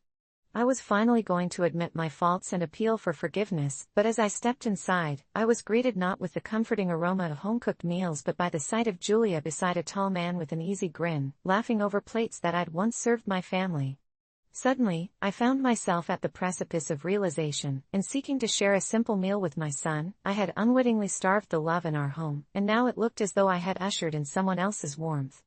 Maybe the leftovers were more than just food, maybe they were a reflection of the way I threw away months of fragile moments, scoffing at the delicacies we had once nourished together, and I realized, standing frozen in a place that had once felt like home, that the hardest truth any parent could face isn't just about what we serve our children, but what we allow to fill their hearts. AITA for not inviting my nephew on vacation? It started as a simple family trip to a cabin in the woods, a chance for my kids to unwind before school started again, but everything changed when my sister's son, Jamie, was mentioned. I hadn't seen him in a while. His mother, Sarah, had become reclusive since her divorce, her walls tightening around her like a fortress. The last time we were together, Jamie was a sweet, albeit awkward, 12-year-old. You'd think his 16th birthday would have matured him, but he felt different somehow, more distant and brooding. Sarah texted me a week before we left, pleading me to take him. "He needs family," she wrote, her words laced with desperation. I hesitated. Jamie had started to linger around the edges of social media, posting pictures that hinted at a fascination with dark themes, and I've always been the protective type, especially when it concerns my kids. Just days before the trip, I finally responded, "He can stay with you, we're looking for a low-key vacation." I thought that would be the end of it. But on the day we left, I caught my sister's expression when she saw my kids loaded into the car, a mix of hope and dread that twisted something inside me. They waved goodbye, and Jamie's eyes, oh God, those eyes, held such a haunting intensity, a storm of emotions boiling just beneath the surface. I could barely sleep in the cabin, the walls creaked unnervingly at night, and I kept hearing whispers, low and slithering like a snake through the air, but I tried to shake it off. Just the house settling, I told myself. On the second evening, while the kids roasted marshmallows outside, I found an old scrapbook tucked beneath one of the beds in our room. The pages were yellowed and curling, filled with grainy photographs of children. I flipped through and my stomach dropped at the sight. Jamie was in some of them, looking eerily out of place, and the other kids, they looked off, like something dark was seeping from their smiles, their eyes too hollow. My headache worsened, shadows seemed to twist into figures in the periphery, and I could have sworn I heard breathing whenever I turned my back. I couldn't shake the feeling that Sarah had known something before she packed Jamie off. That night, my children were restless, they tossed and turned, sleep eluding them, and at one point, my youngest, Lily, woke me up, wide-eyed and terrified, whispering of a man in the woods who stared at her from behind the trees. I brushed it off, thinking it was just an imagination lit by the flickering firelight, but I couldn't help but feel an ominous presence lurking beyond our campfire. The following day, I decided to take a hike with the kids to dispel the uneasy feeling hanging over us. As we wandered deeper into the woods, I noticed a tree carved with strange symbols, things that twisted my stomach and made my heart race, symbols that hinted at something ritualistic, dark. Lily, transfixed, wanted to touch the bark, but I pulled her away just in time, the feeling of dread coiling tighter around my mind. That evening, the message came through. Sarah was frantic, texting me nonstop, telling me Jamie had gone missing. My heart dropped, panic crashing over me.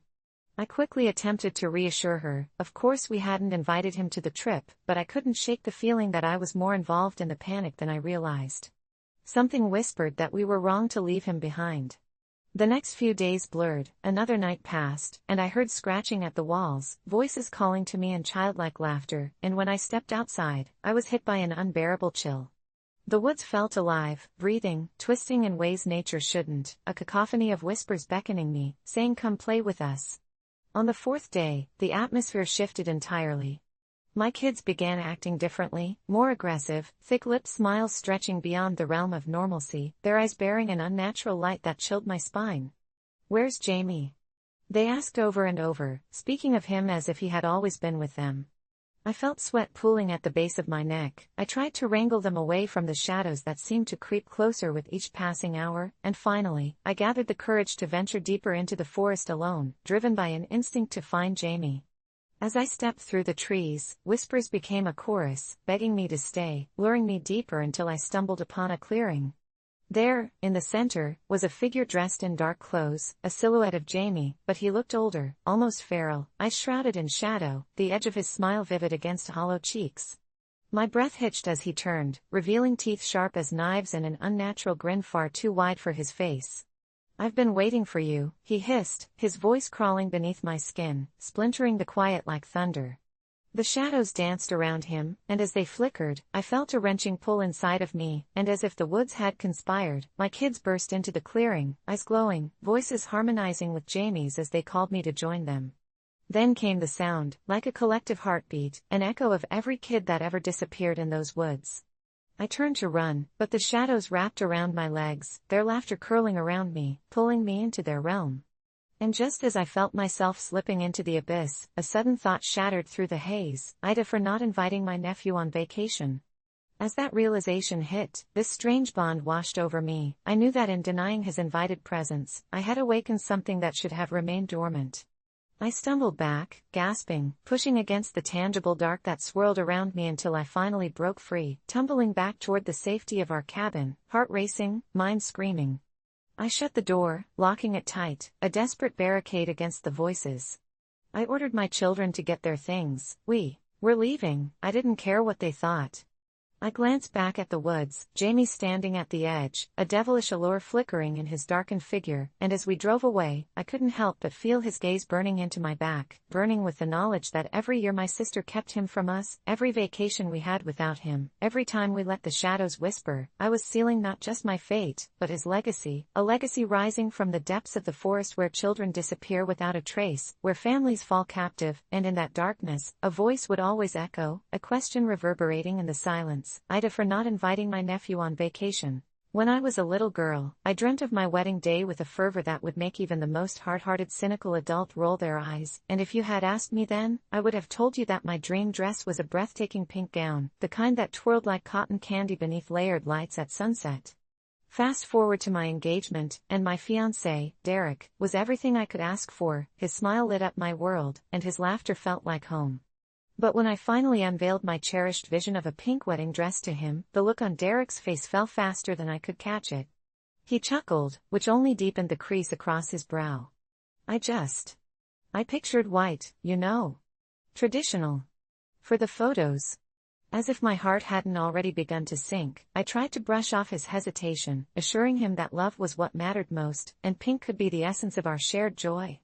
I revisited the boutique alone, the walls decorated in thousands of hues of white, and there, hanging like a forgotten story was my original vision, a delicate pink dress, with a satin underlay that shimmered like the dawn.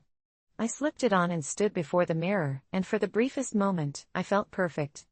I chose to go ahead with what my heart desired and marked the day with pink every step of the way, a pink cake, pink flowers, even pink shoes. What should have been a joyful time took a perilous turn when I announced those plans at our engagement party, where friends and family gathered, the city skyline glowing behind them.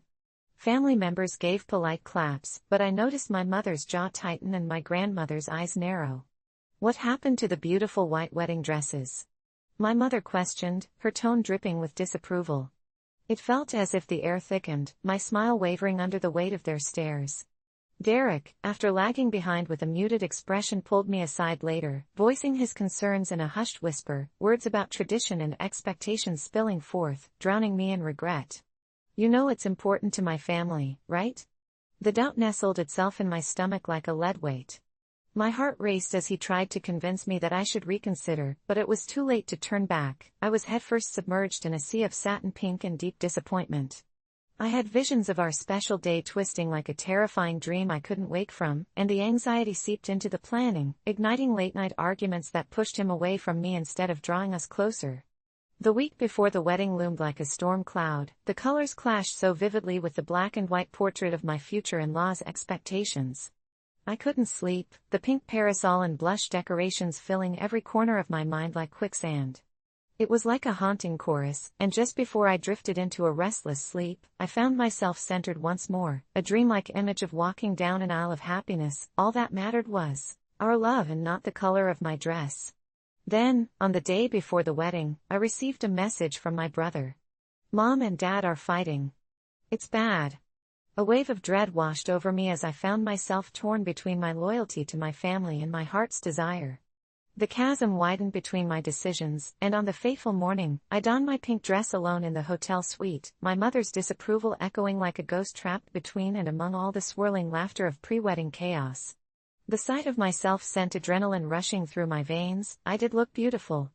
As the ceremony began, however, I spotted Derek's family, shoulders rigid and jaws tight. My heart sank further with every step that carried me into their line of sight.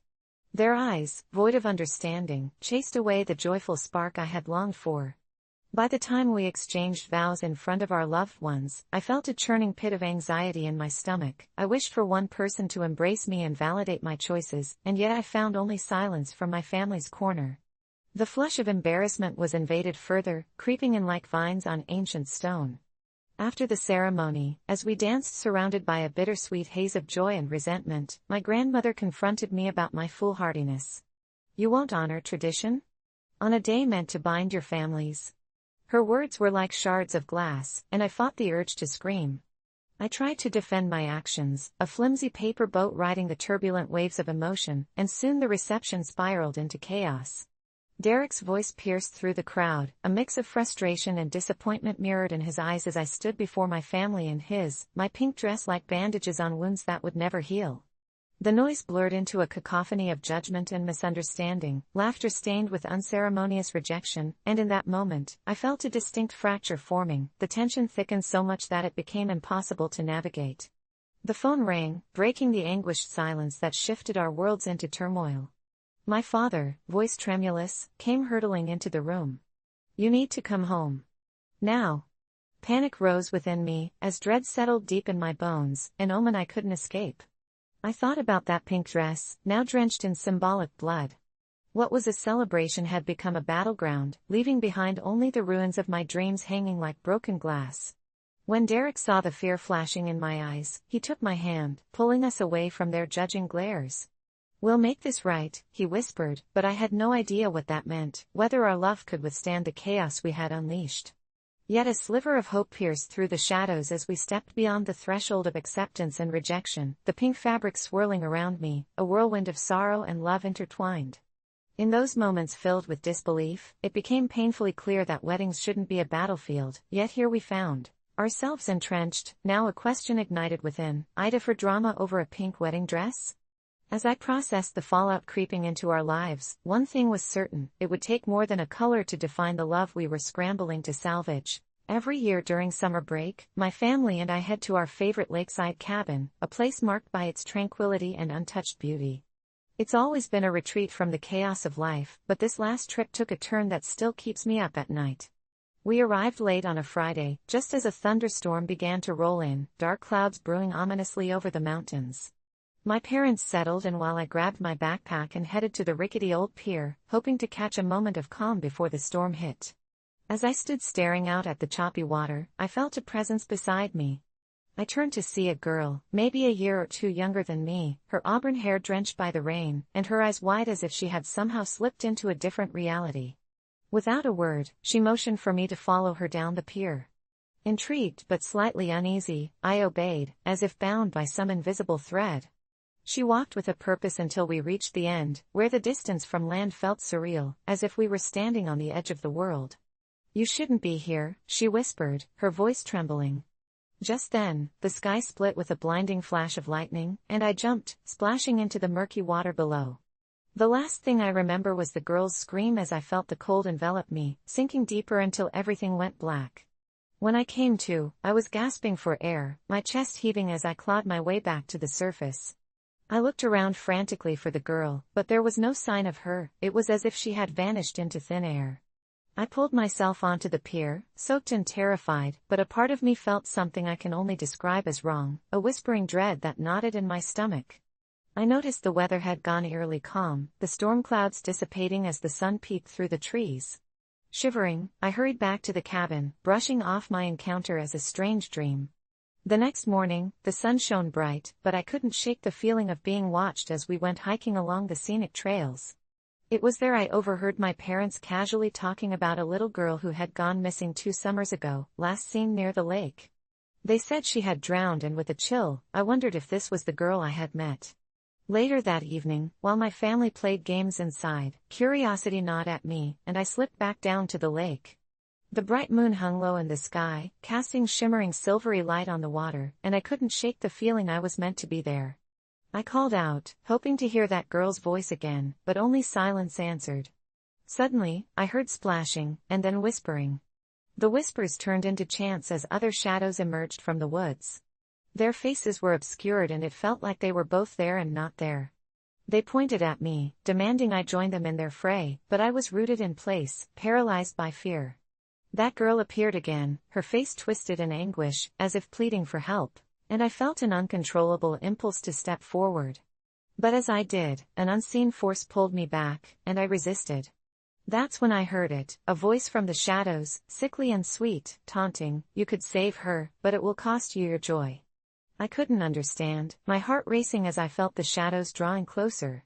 Panic surged, and for reasons I still can't fully explain, I turned and ran, bolting back towards the safety of the cabin, my mind flooded with the realization that I could never return to the lake. The following day, my family checked out a bit earlier, perhaps sensing my distress. I kept having nightmares about that girl, about the shadows lingering by the lake.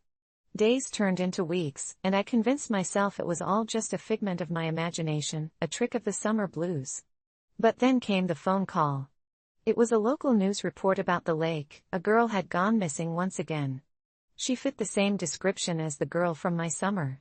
My heart dropped, and guilt washed over me, the kind that feels like a lead weight dragging you down.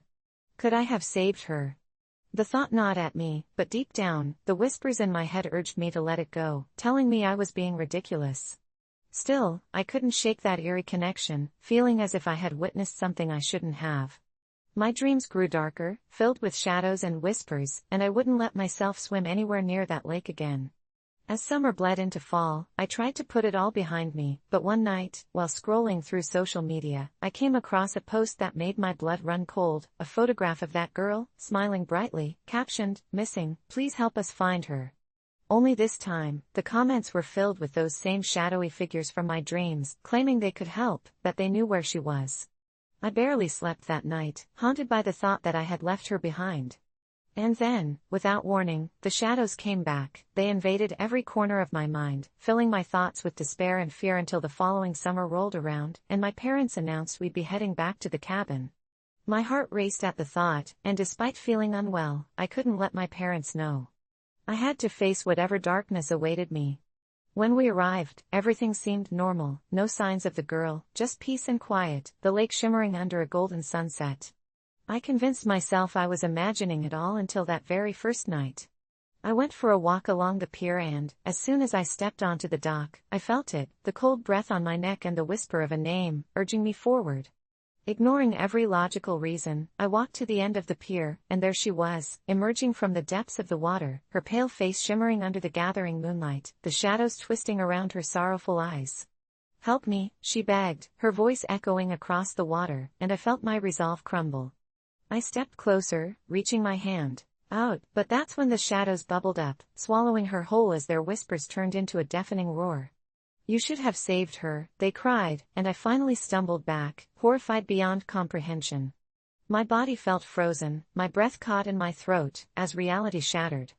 I dropped to the ground, overwhelmed by a flood of sorrow as my tears cascaded like rain. Suddenly, the girl emerged from the depths again, and she cried, but this time the sound pierced deep into my soul, ripping me apart, leaving me bare. "You let me drown," she screamed, her voice merging with the shadows.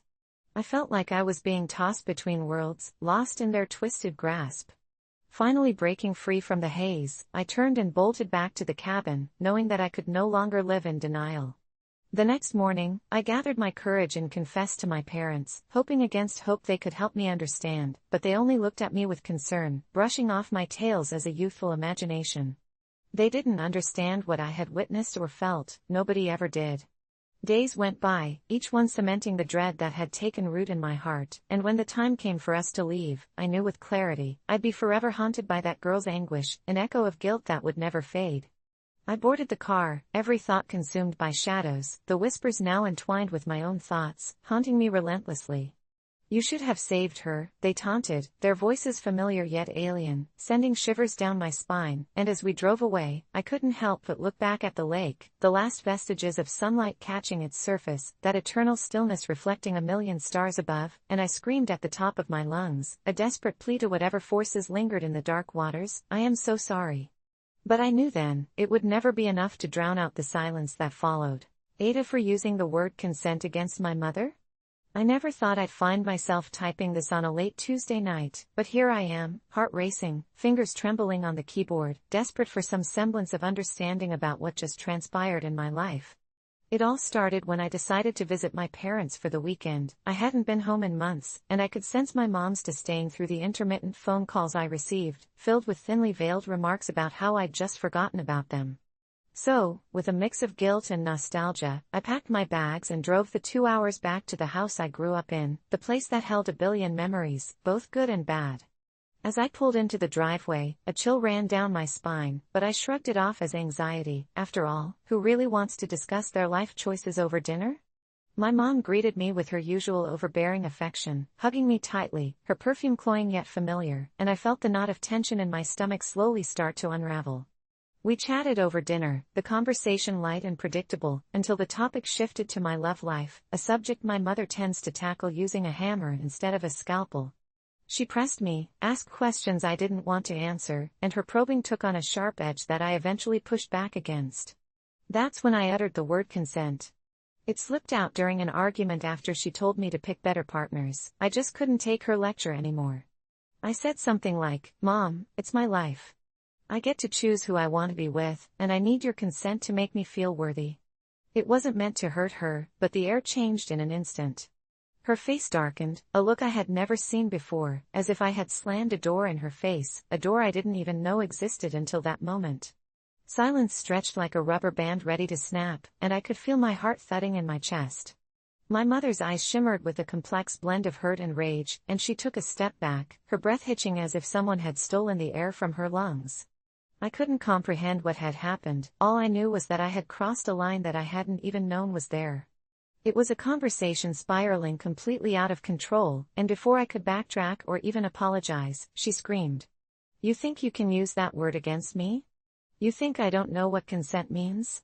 I didn't give birth to you just for you to throw it back in my face." I was taken aback, utterly stunned. Her face had grown pale, her features tightly coiled like a snake preparing to strike. In that moment, I felt a mix of anger and defiance as I shot back, "I'm just saying that consent goes both ways, Mom. You can't control my life, and this guilt trip is not what healthy parenting looks like." The tension suffocated the room, and that storm-clouded silence fell over us again, thick with resentment and suppressed emotions. I half expected her to storm out, to slam a door, but she stood there, trembling, looking like a portrait of shattered pride. It became painfully clear that this had triggered something deeper, something hidden beneath layers of our past. So I did what I thought was right, hoping to take the narrative back into my hands. I reached out, trying to connect, desperate to clear the air. "Mom, I didn't mean it like that," I pleaded, but my words were met with a blank stare, and suddenly she whispered a name that sent a shockwave through my body, my grandmother's.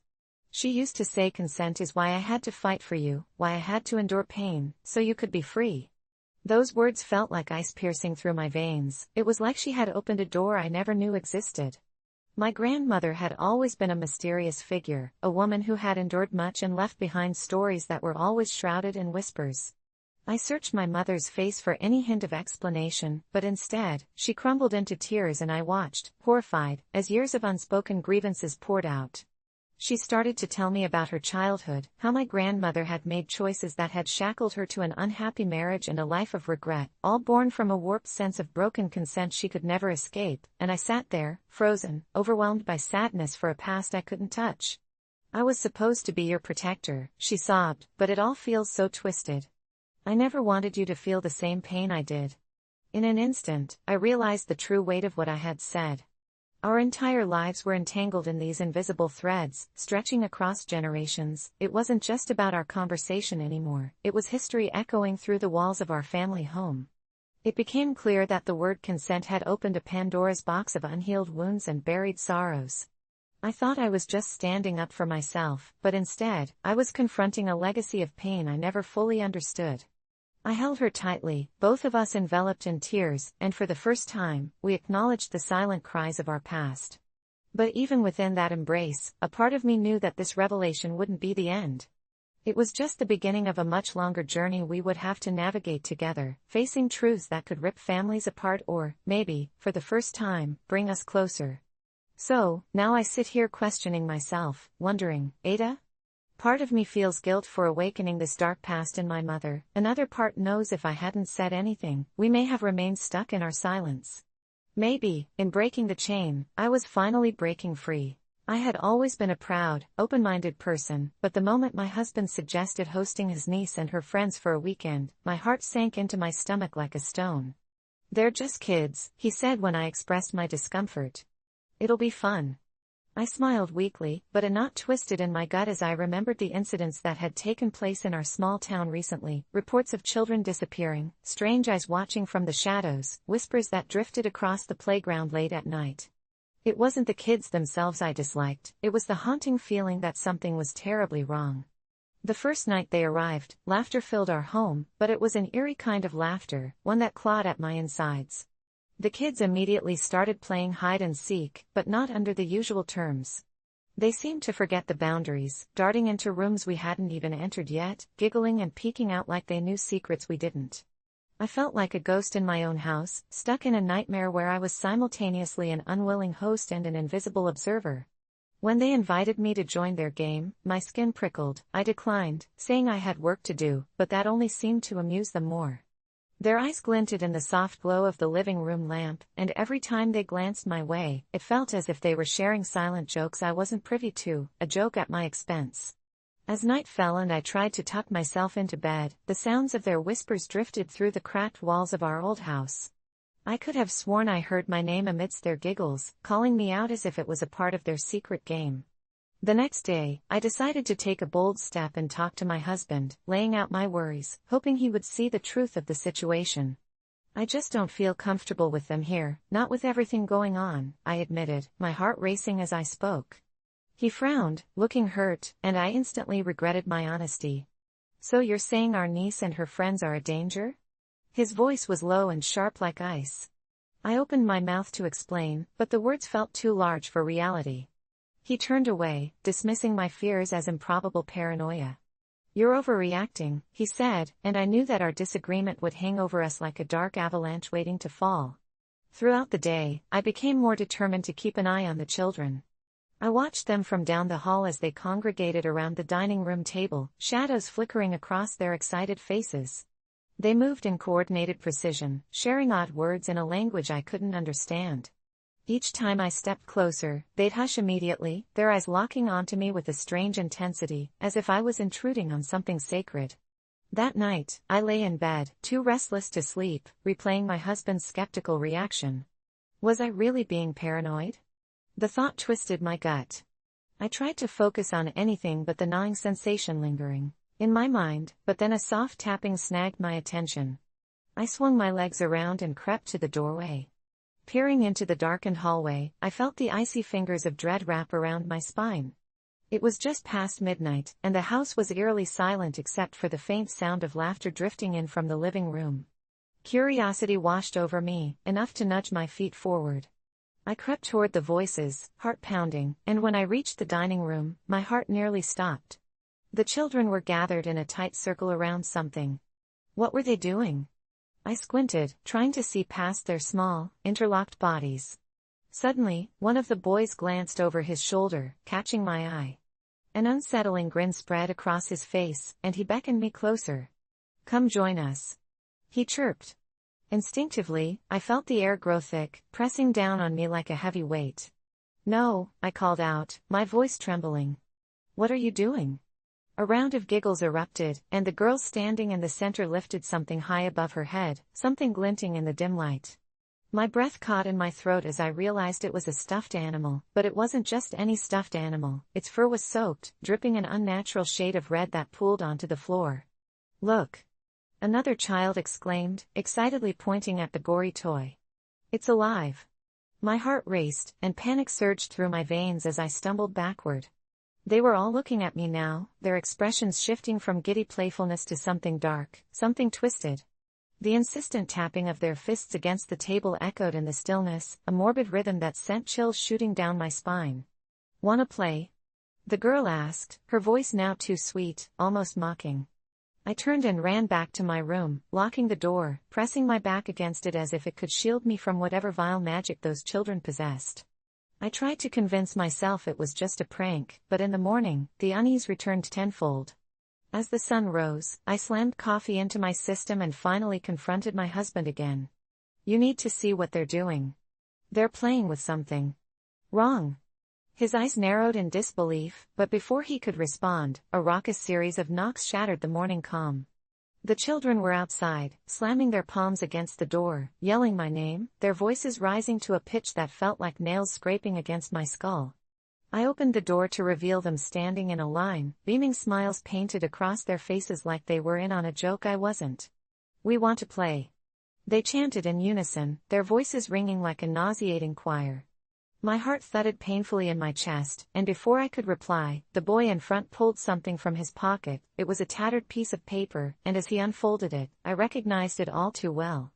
"It's your name," he said, and my pulse quickened. It was an article written about the missing children of our town, my name marked at the bottom in a clumsy scrawl along with several others. "Join us in our secret, and you'll never want to leave," the girl chimed, and the invitation felt like a tether dragging me into an abyss. I slammed the door in their faces, trembling with anger and fear. My husband stormed in at that moment, demanding to know what was happening. I had never seen his face twisted with such concern. "Are you finally going to believe me?" I shouted, but he shook his head, his belief in me dwindling away like autumn leaves. I barricaded myself in our bedroom, praying, clutching my phone with trembling fingers, ready to call for help if it came to that, but I knew deep down that no one would believe me. The whispering began again, the shadows seemed to stretch further as I huddled against the closet door. Time blurred, and I didn't know how long I stayed there, locked in a never-ending spiral of fear, until I finally plucked up the courage to peek through the slightly ajar door. But the moment I did, an icy hand gripped my wrist, and those kids were there, back in my face, their smiles now wide and predatory, and they shifted like a sudden gust of wind as though they could melt right through the door.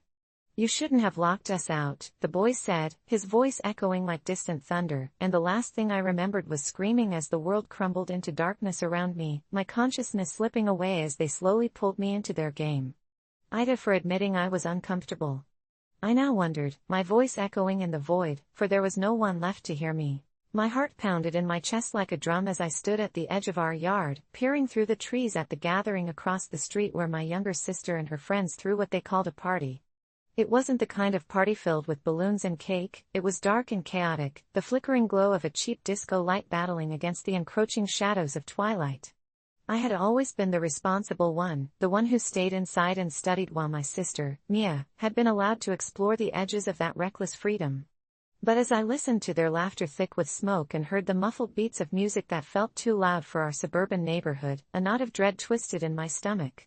When I accidentally overheard snippets of their conversations just a few nights before, a part of me wanted to look away, pretend I didn't hear them boast about sneaking out, drinking, and trying drugs, things I never thought Mia would dare to touch. But every time I thought about ignoring it, I pictured the way our mother would break if something happened to Mia, and the moral weight that pressed down on me was suffocating. I had to make a choice. So, I did what I thought was right, and I slipped through the door, my palms clammy against the cold brass knob, and I told our mother everything. At first, she didn't believe me, perhaps she couldn't bear to think that our sweet Mia, her golden child, could stoop to such depths. I led her to the window, hoping this time she would listen, and with each step toward that gathering, I felt the ground beneath me shift, the air growing heavy with anticipation for both of us. The moment she turned pale and I saw her fist clench, I knew I'd made the right choice. But the reality we stepped into was nothing short of catastrophic. Mia's laughter vanished into the night as Mom stormed over to where they were dancing, and I wished I could feel as invincible as they seemed. When Mom confronted her friends, I watched the chaos unfold, their innocence bled away, replaced by guilt, as they scattered like skittles dropped on asphalt. Mia, shattered and furious, faced our mother the way a wild animal afraid for its life might confront a hunter. What followed was a symphony of screaming that rattled the very windows, a confrontation that carved itself into the fabric of our family. My sister was kicked out of the house that night, a decision permeated with shame playing across my mother's face like a veil. The last time I saw Mia, she stood at the door, eyes locked onto mine, and I dared not look away.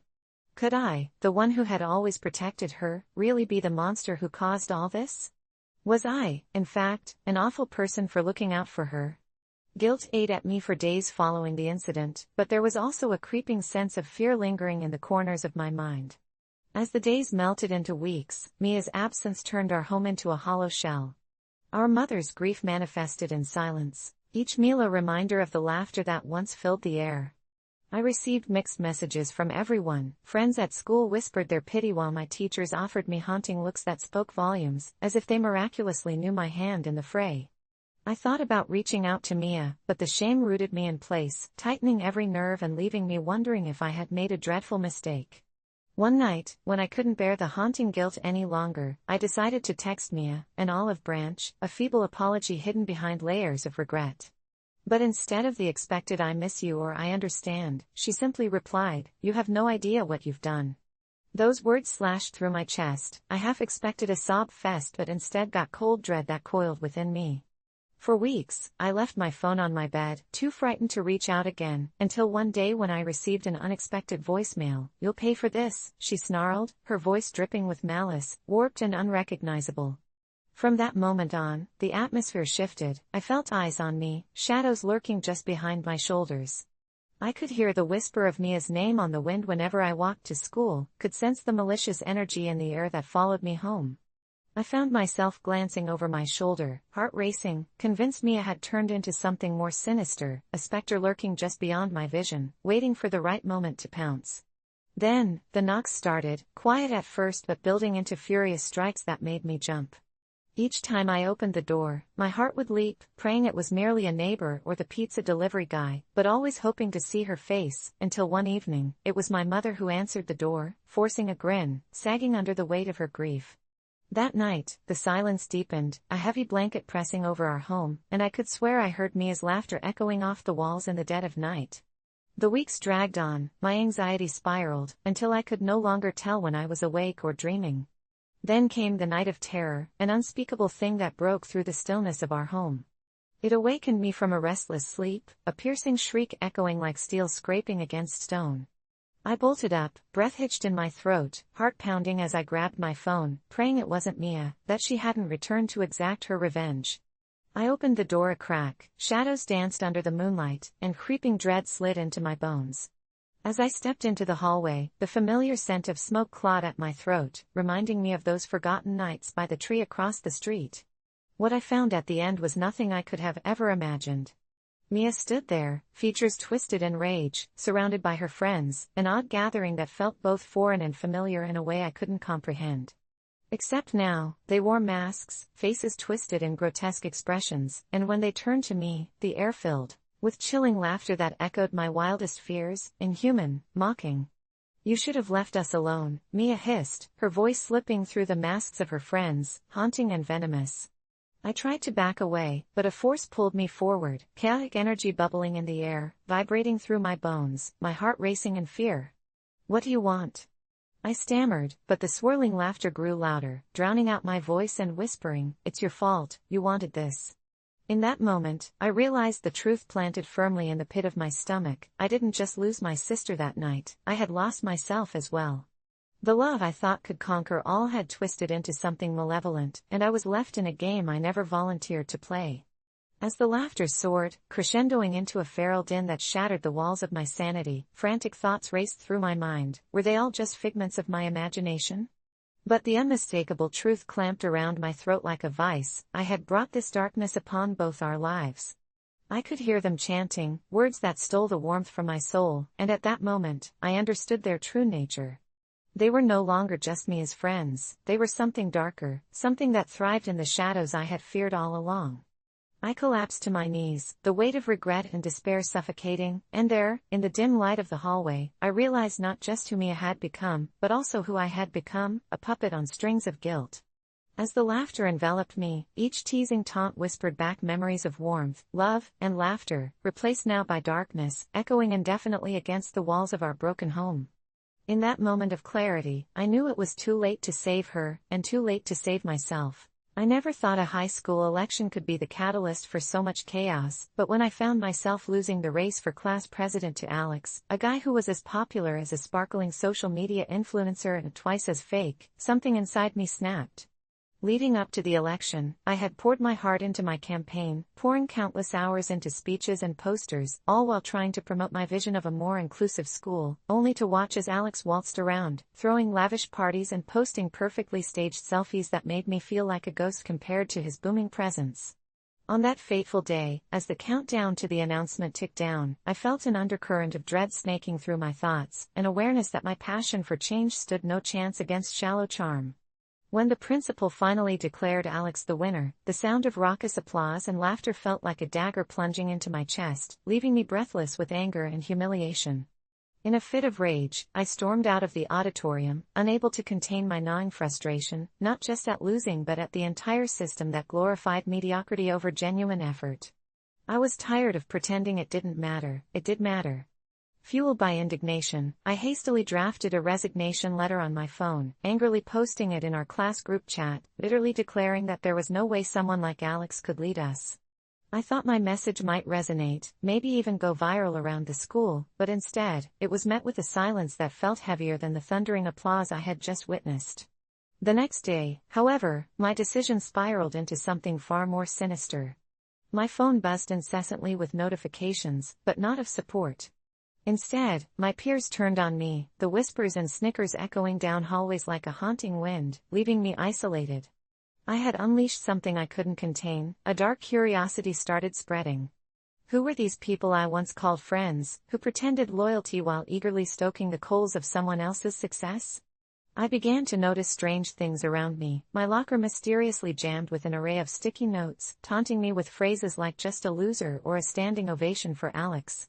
Every morning before first period, there was something new, something that felt eerily tailored just for me, an intelligent push of humiliation that seemed to stalk my every step. That's when I saw the first video, a poorly lit, grainy clip of a group of students huddled together near the library, whispering and pointing at me, hatching conspiracies about my sour grapes and my unpopularity. It made my skin crawl, the realization that I was being hunted, and not for sport, but for fun, twisted their laughter into something monstrous. I tried talking to a teacher, but the weight of my accusations fell flat. They simply encouraged me to turn the other cheek and think positively. But how could I? Those whispers chose me as their entertainment. I knew I couldn't let this go. I began obsessively scrolling through social media, seeking recognition of my turmoil, wondering if others felt it too. I stumbled upon an obscure forum, a shadowy place where school dramas festered and spilled into the digital abyss, a chaotic collection of stories that made mine seem mundane. But buried in that cacophony was a community that thrived on misfortune, a hive intent on exposing what they deemed hidden truths. It was the perfect storm, and I couldn't look away. As weeks turned into months, I became a reluctant participant in this new narrative unfolding, a corner of cyberspace that amplified the vindictive laughter I felt daily. I learned that Alex wasn't just skating by on privilege, he had secrets of his own, and in that forum, I was pushed by an anonymous figure toward the darkest corners of gossip. I started posting about my experiences, disguised through an anonymous handle, weaving a narrative that cast me as the unyielding hero fighting against the corruption. I expected support, but received something unexpected, a raw, visceral acknowledgement of pain. Those who saw my plight echoed it back to me, but the moment I dared to mention Alex's shadowy connections, the laughter morphed into something darker, urging me to dig deeper. Days turned into a fevered dream, losing track of what was real and what was a manufactured facade. So, when I finally decided to take action, concocting elaborate schemes to expose Alex, plotting to record him making lewd remarks hidden behind the bathrooms, my sense of moral clarity was long gone. I knew I had crossed a line, but it was intoxicating, like a drug feeding a mania that pulsated through every fiber of my being. Now, even in the dead of night, I would scroll through my phone, glued to what was once my biggest fear, the threat of being unknown, the scorn of being invisible, all black and white images blurring into the chaotic storm that consumed me. Then came the night that everything crashed. In the depths of a swirling digital web, Alex's world collided with mine, and secrets fell like raindrops during a storm. During a party, I confronted him, armed with evidence of his misdeeds, but ended up cornered, outnumbered by his smug entourage. I was desperate, crying out about everything that had been done to me, about the lies and the clenched fists of the school's social hierarchy, but no one cared. They laughed at my anguish, drowning me in a cascade of ridiculing comments and shoves. The weight of humiliation twisted inside me, morphing into something more sinister, until I felt myself reach a breaking point. I don't know what happened next. Maybe adrenaline took over, or something darker that had been festering inside erupted like a volcano, but in that moment, I snapped. I lunged at Alex, screaming. The throng around us scattered, shocked, but it didn't matter. I felt unstoppable as I threw him against a wall, the sound of his head connecting with the metal locker echoing through the hallway, a warning clap to the mocking audience. As the chaos unfolded around me, blurred by my own rage, I thought about how everything had gotten so out of hand, how a simple school election had turned me from hopeful visionary to deranged antagonist in my own story. From that moment on, I realized I couldn't hide any more from the truth that had chased me simply because I had chosen to be vulnerable. There, in that moment of exposed honesty, I didn't care if it cost me everything. I was done being the side character in someone else's narrative. I never thought I would end up here, bleeding my emotions onto the screen as I try to make sense of it all and decide if I'm the one in the wrong. Just last week, I fainted in my kitchen, the gritty tile floor rushing to meet me, but the heart of my pain sat just a few feet away in the form of my mother, an unyielding fortress of misunderstanding. It felt like I'd stepped into a twisted reality where my cries for help fell on deaf ears, and all that mattered was her dismissive belief that I was faking it for attention. I had never felt so betrayed. The world had dimmed, and in that instant, I thought I was fading away into an abyss that no one would care to follow me into. My vision blurred, then darkened, but I could feel the roughness of the floor beneath my cheek and hear the low thump of my heart battling against unconsciousness. When the world began to spin back into focus, I struggled to lift my head, and there she was, my mother, arms crossed, lips pressed into a thin line, only interested in making her nightly casserole than in the gaping wound I had in my soul. "You're just pretending to get attention," she said, her voice thick with irritation. I wanted to scream, to tell her the truth, that I had battled anxiety for years, that my heart felt as if it were about to rip through my chest, that I felt truly unreal, like a ghost drifting through the people I loved. But there was no understanding reflected back at me, only the sharpness of her words cutting deeper with every breath I took. For a long moment, we were locked in a silent battle, her convinced that my struggles were merely a performance, while I struggled to prove that my reality was real, that I was standing on the edge of a cliff with the darkest depths beneath me and her scorn pushing me closer to the edge.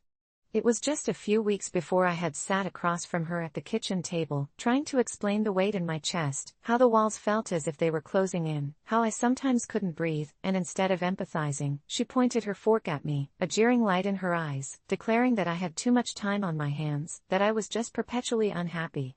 I'd done everything I could to break through to her, gentlemen's letters and gentle nudges that fell flat, like trying to lift an anchor with sheer determination alone. She would ignore the trembling in my hands, the tears that fell silently, the way I'd collapse into numbness after a panic attack, and she'd always find an excuse to blame my moods on anything but what was truly happening inside my head. While I lay there that day, moaning on the floor, I felt resentment transform into rage. I couldn't believe she would act like this in my moment of need, her disdain a heavy anvil shackled to my consciousness as I finally pushed myself off the ground, my eyes meeting hers with a pleading desperation that only fueled her disdain further. "You didn't even bother to check if I was okay," I eventually shouted, the anguish leaking from my voice. "You think I'm just faking? Can't you see I'm in pain?" But she stood her ground, her face a mask of stubbornness and defiance as she retorted, "You're just looking for drama. Stop being so overdramatic." Those words cut deeper than any blade ever could. It was like a reflex, that aching feeling of abandonment, the urge to recoil and hide from someone I longed to trust, but I was trapped in this harsh reality. My stomach twisted in knots as the anger morphed into something darker within me, unforgivable rage mixed with heartbreak as I stared into her cold eyes and thought about all the nights I spent crying in the dark, pleading for someone to understand. It was the moment I realized that I had to fight against the truth that felt carved into my bones, that love can be two-edged, and sometimes, the very people who are supposed to support and understand you are the ones who are too quick to turn away.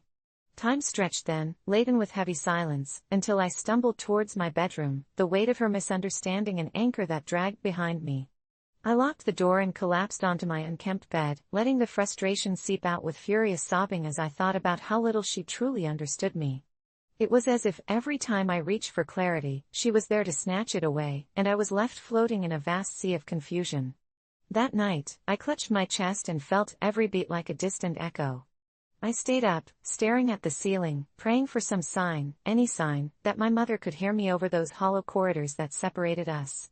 Every rebuttal echoed in my mind until a sobering realization washed over me. Perhaps she was not just blind to my torment, but maybe it was easier for her to rationalize my struggles as mere theatrics than to confront the truth of my internal battles, the stark reality of mental illness that crawled beneath my skin like a restless spirit. I thought of reaching for my phone, posting about how words can wound more than any physical ailment ever could, but in weighing my pain against the potential backlash, I opted for silence. In the days that followed, a storm brewed in our household, tension-lacing conversations as if each word trembled in the weight of unspoken grief. I was still tender, raw from the contempt I felt from her. I wanted to scream, to write everything I felt in the hopes she would finally cradle my heart in her hands, understand the bitter truth that a child's pleas can echo endlessly into the void. But every time I looked into her eyes, all I saw was the reflection of the disbelief. I often wondered if she'd ever truly recognized the scars hidden under a simple facade. Finally, a week later, another fainting spell struck, harder this time. A great wave of blackness, panic surging within me, the sound of my own heart pounding in my ears. I hit the floor again, and as my consciousness flickered and danced dangerously close to the edge, I felt a flicker of hope. Maybe this time she would hear me. Maybe she would change. But when I regained composure, I found her at the door, a storm brewing in her eyes. Not this again. I blinked away the haze of the sudden blackout, but her words felt like chains already binding me down, wretched chains forged from her disbelief. I heard her footsteps retreating down the hall, leaving me once again left to wrestle with demons that had become so familiar in the stillness that followed. Maybe I was faking it all, maybe this was just an elaborate play for attention, and I was the fool who couldn't keep up the act. But as darkness loomed over me, I knew I would rather face my fears alone than be misunderstood by the very person who should have had my back. In those silent moments, I bore the burden of my brokenness, a fragile entity yearning for brightness like a blooming flower desperate for sun, ready to wilt under the weight of unmet needs. I wish I could say that I woke up one day with the answers, that somehow, my mother would grasp the truth locked within my heart and walk beside me as I traveled through this bewildering labyrinth of human emotion. Instead, I began to learn to understand what it meant to be both the lost child and the one seeking the truth untouched by doubt, as I realized that sometimes the greatest battles we fight are not against our illness, but against the shadows cast by those who refuse to meet us in the light. Last Saturday, while the sun cast its late afternoon glow over our modest home, I received a message that would unravel everything I thought was stable in my marriage. It was from Melanie, my husband's ex-wife, and it said she needed a place to crash for a while.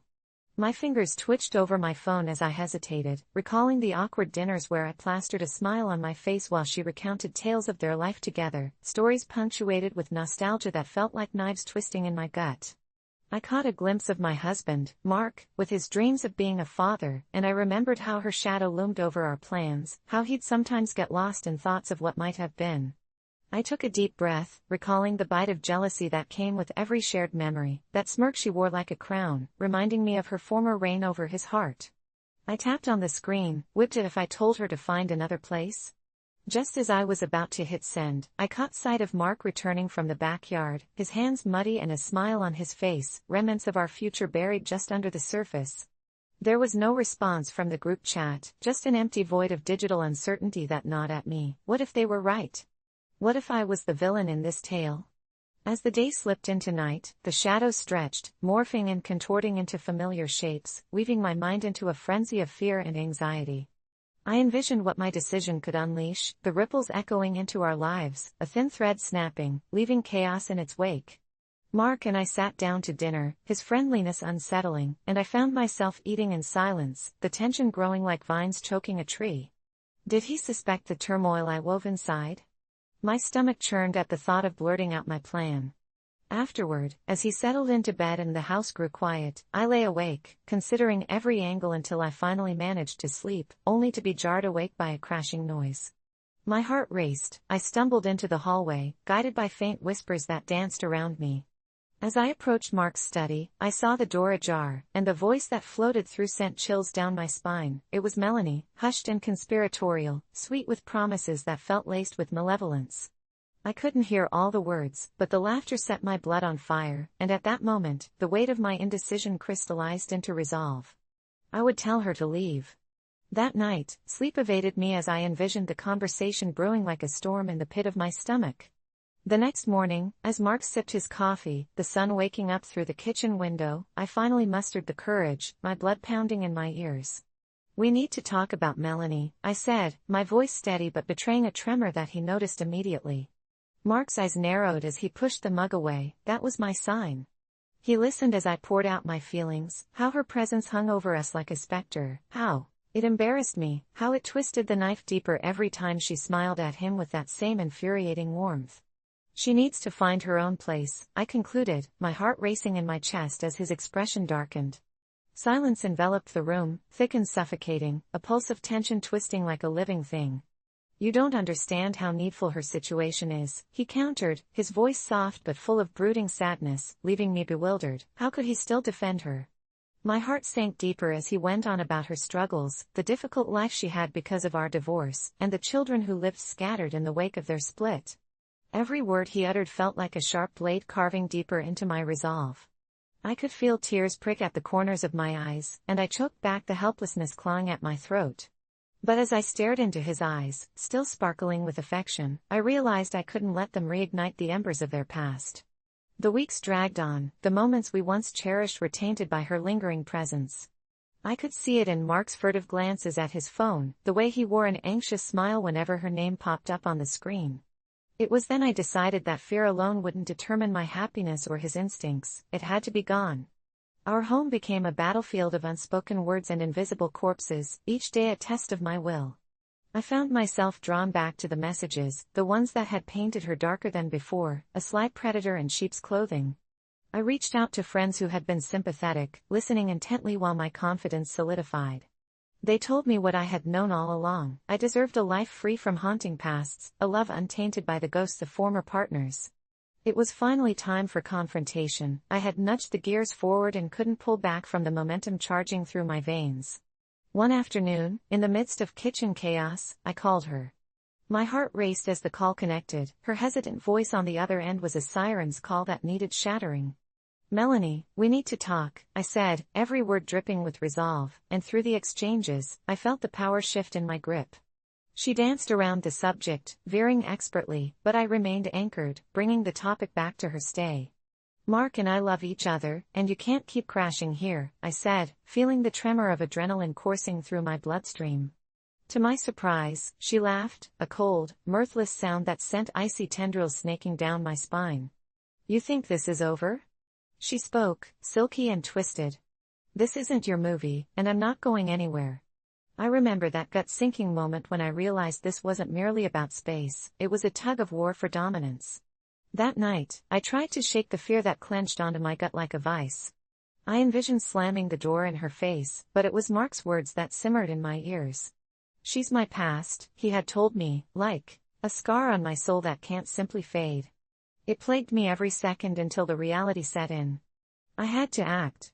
Just as the sun sank low the following evening, Melanie walked in unannounced. She saw my fury and shrugged like a doll with missing strings. "Can I stay for just one more night?" she crooned, her face plastered with that same smirk that sent nausea churning in my belly. I snapped, my body fueled by primal rage. This was mine, our home. "No. You're done. You've overstayed your welcome," I shouted, my voice breaking the silence with unexpected ferocity. The calmness in her eyes vanished. For a moment, I saw something sinister flash across her face, a sharp edge, a tempest beneath the surface. "You better tread carefully, darling," she hissed, and for an instant, her hand slipped into her pocket, but I stood firm, unwavering. The tension crackled like energy in the air, enveloping us in a precarious standoff. "Get out," I repeated, cold and distant. She regarded me for a moment longer before a slow smile unfurled on her lips that set every hair on my body on edge, the kind of smile that hinted at a deeper madness, a buried threat that rose and fell with every heartbeat. "This isn't over, you know," she said, every word syrupy sweet until she finally turned to leave, and the door slammed shut with an echoing finality. I thought I had won, but as the days turned into weeks, I discovered the true cost of that victory. It wasn't until late one night, sleep evading me again, that I heard the rustling outside our window, so familiar, so haunting. I peered through the blinds, only to find her silhouette lurking across the street, her eyes alight with a dangerous glow. She stood there for hours, unmoving, and in that moment, I felt the walls of my mind closing in. It was then that I realized I hadn't simply pushed her away, I had unleashed a storm far beyond my control. Since that night, my thoughts have been increasingly fractured. Each creak in the house sends my heart racing. I see her lingering everywhere, the grocery store, the park when Mark takes our dog for a walk, even the dinner parties where friends mention her name. I can't shake the feeling that she's watching me, just waiting for the right moment to slip back into our lives like the darkness seeping through the cracks. I wish I could say that I felt free, that I had finally paved a path to happiness, but each day feels like a puzzle piece snapping into place, fraying along the edges. Was I the villain? Did I open a door I was never meant to? The echoes of laughter haunt me in the quiet hours, and as I look into Mark's eyes, I no longer see the warmth I once cherished, all I glimpse is uncertainty. I often wonder if I made a god-awful mistake, and I'm not sure if I can ever escape the shadows she left behind, or worse, if she will eventually come back for what she believes is hers. The claims of an ex haunt me now like whispers in the dark, and for the first time since we said, "I do," I fear I might lose him to her still. I've always been protective of my belongings, especially my expensive headphones. They were a gift from my grandfather before he passed, and they're not just headphones, they're a piece of my history, my sanctuary. Living in a small, cramped apartment with my roommate, Jenna, had its challenges, especially when it came to boundaries. Jenna was charming in her own right, a free spirit, a whirlwind of messy hair and bright laughter that could fill a room, but she also had a way of pushing my limits, always borrowing things without asking and then somehow convincing me it was totally okay. A few months ago, she borrowed my headphones for the first time, saying her own had broken, and though I had reservations, I couldn't say no when she gave me that pleading look. But when I noticed the small scratches on the ear pads upon their return, my stomach twisted with a mixture of anger and sadness. It felt like she was borrowing not just my headphones but part of my soul, and every damage was a betrayal. Weeks passed, and I resolved to keep the headphones locked up whenever I left the apartment, but last Friday, she approached me with her typical sunny smile, asking to borrow them just for a quick session. I hesitated, feeling that familiar unease wash over me. "Please, just for a couple of hours. I promise I'll be super careful." But recalling the state they had returned in last time, I couldn't help but instinctively shake my head. The conversation escalated. She accused me of being selfish and paranoid, and while she ranted, I felt my heart race, my mind racing as I tried to explain the value of that gift, but my words fell upon deaf ears. It spiraled into a shouting match, and I was ready to slam the door against her face just to feel vindicated for standing my ground. But when night fell and I thought I would have the space to breathe, something felt off. As I lay in bed, the silence of the apartment grew oppressive, and a creeping sense of dread settled over me. The moment I heard the unmistakable click of the door opening, my heart stopped. I glanced at my phone, 2:13 a.m. I tried to shake it off as my imagination, but the soft sound of something sliding against the hardwood floor got louder, followed by the unmistakable sound of my headphones being moved. I shot out of bed, adrenaline coursing through my veins. Peeking around the corner into the dimly lit living room, I saw Jenna hunched over my desk, glancing back nervously, her fingers intertwined with the cords of my headphones, the terrible glint of defiance in her eyes. "I know you're up." "It's just a pair of headphones," she hissed, her tone laced with an eerie calmness that sent chills down my spine. I could have chosen to scream, to lash out or call her out, but something deep within me made me instinctively choose a cold silence, watching eerily as she continued to act like a thief in the night. An unsettling rush washed over me. I knew then that this wasn't about the headphones, this was a battle of wills, and I had no intention of losing. "You think I'm just going to let you take them?" I finally managed to whisper, breaking our shared silence, my voice low enough to shake among the shadows. The moment stretched into an eternity as her eyes widened in surprise, but then, to my horror, a sinister smile crept across her face, as though she relished being challenged. "You need to lighten up, you really do," she said, her voice becoming mocking, each word dripping with disdain. "The world won't end if you just let go a little." I felt a fire spark in my chest, booting my fight or flight instincts into high gear, as I stepped out into the living room, the shadows closing in around me like a predator ready to pounce. "You're not taking them from me, Jenna," I said, now resolute. Her confusion morphed into anger, and in return, I felt an unnatural strength overcome me. It was almost like I was possessed by a vengeful spirit teaching me the gravity of self-defense. Just as she reached for the headphones, I lunged, gripping her wrist tightly as I felt the aura shift between us, transforming the air into ice. After a tense grapple, she finally shoved me away, stumbling back, and in that moment, something terrifying happened. The lights flickered, casting a creepy shadow against the walls, dancing as if mirroring our turmoil. "You don't understand what you're asking for," she whispered, her voice suddenly trembling. "You don't know what happens when you refuse someone something they want." The atmosphere became thick with unsung words.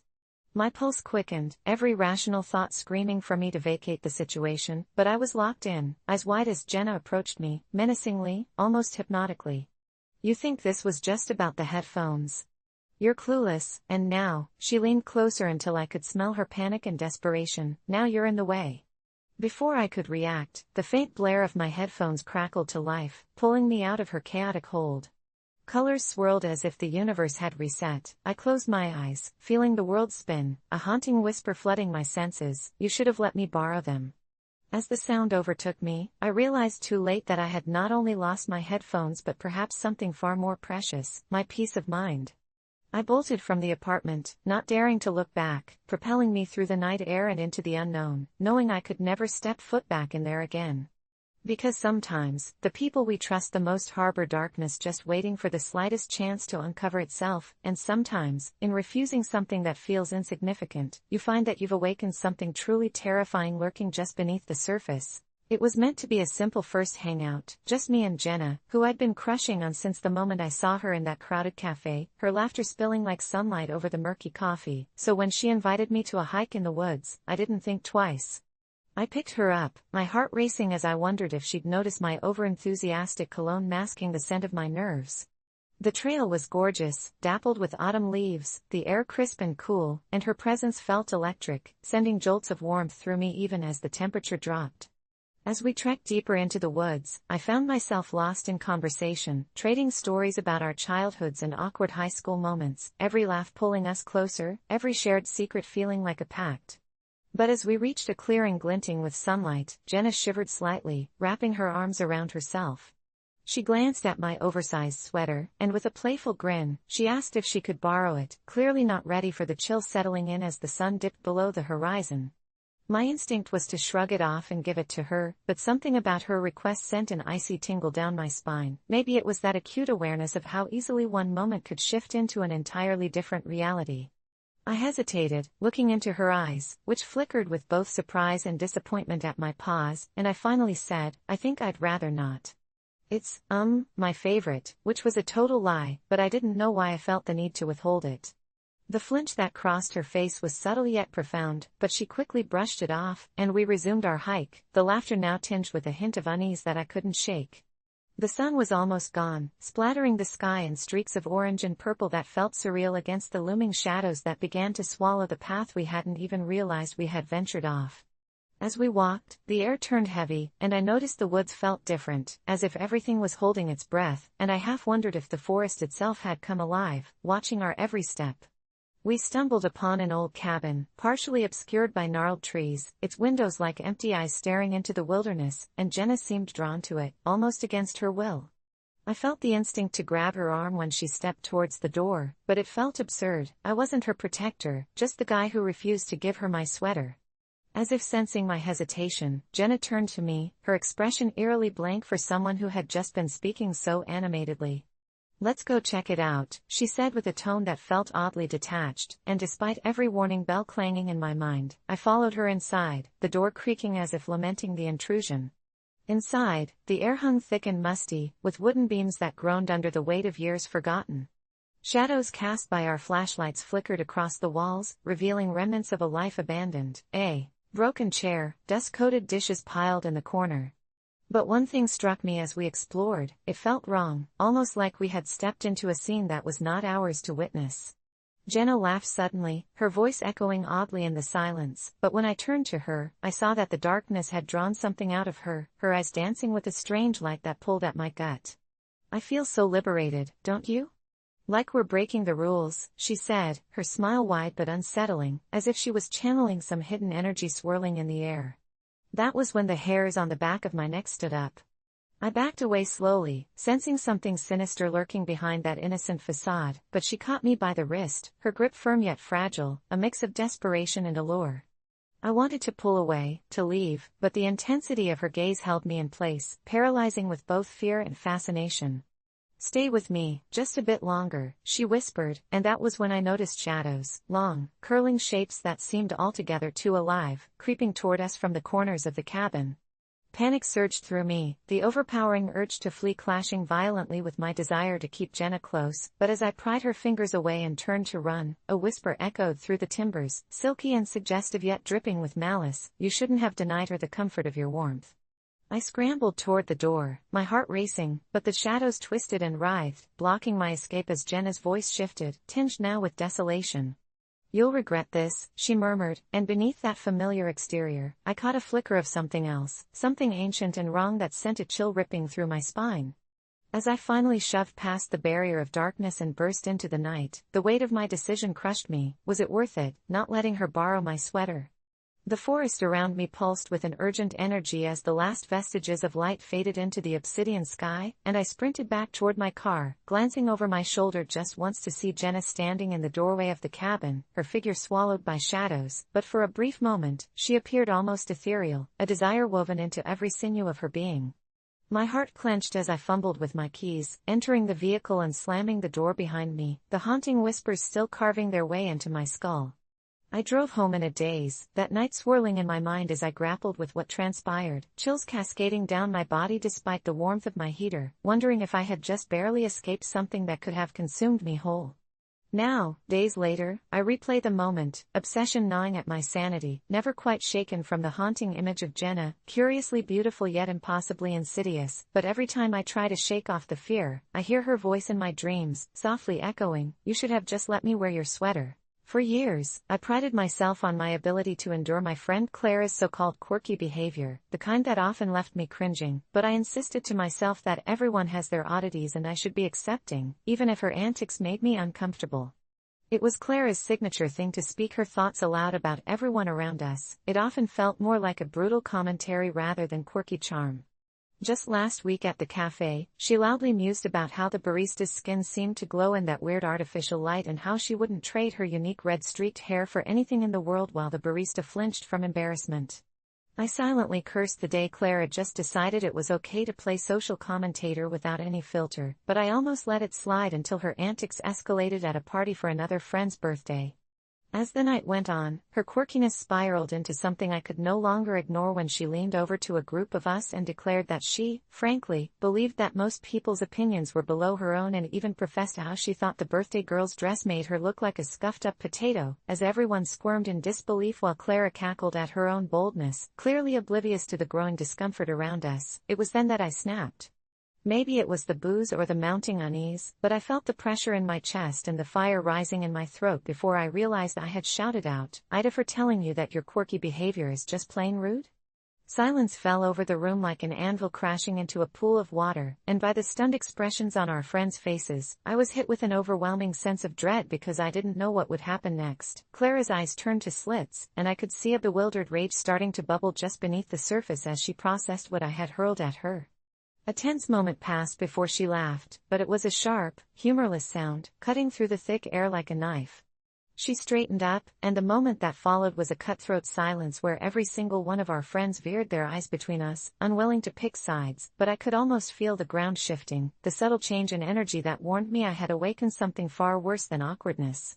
Her voice dripped with venom as she launched into a tirade about how tired she was of people pretending to be happy and how incapable they were of being real, claiming that I was the one who needed to wake up and actually embrace the authenticity she so proudly represented. She painted me as the villain in my own story, shoving my character into a corner while she proclaimed herself as the fearless truth teller, and everything spiraled from there.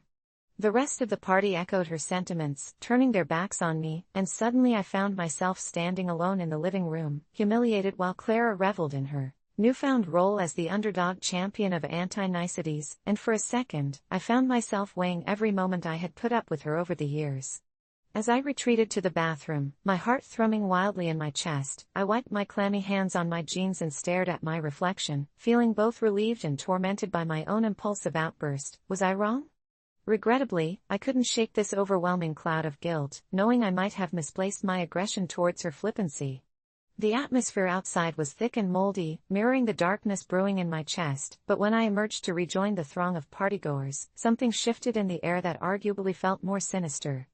Clara was still entertaining our friends, but something in her demeanor had soured. The edges of her smiles were sharp, and the way she was speaking had morphed into something unsettling, her eyes glinting with an unsettling mirth, and as if she drew strength from my moment of weakness, the comments she tossed flared deeper, aiming at our friends with precision, laced with an underlying current of malice that felt palpable.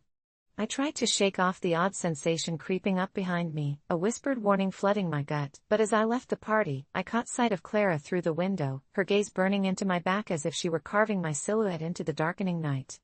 Days passed, and each attempt to explain my perspective was met with confusion and rebuttal from mutual friends. They didn't see her for what she was.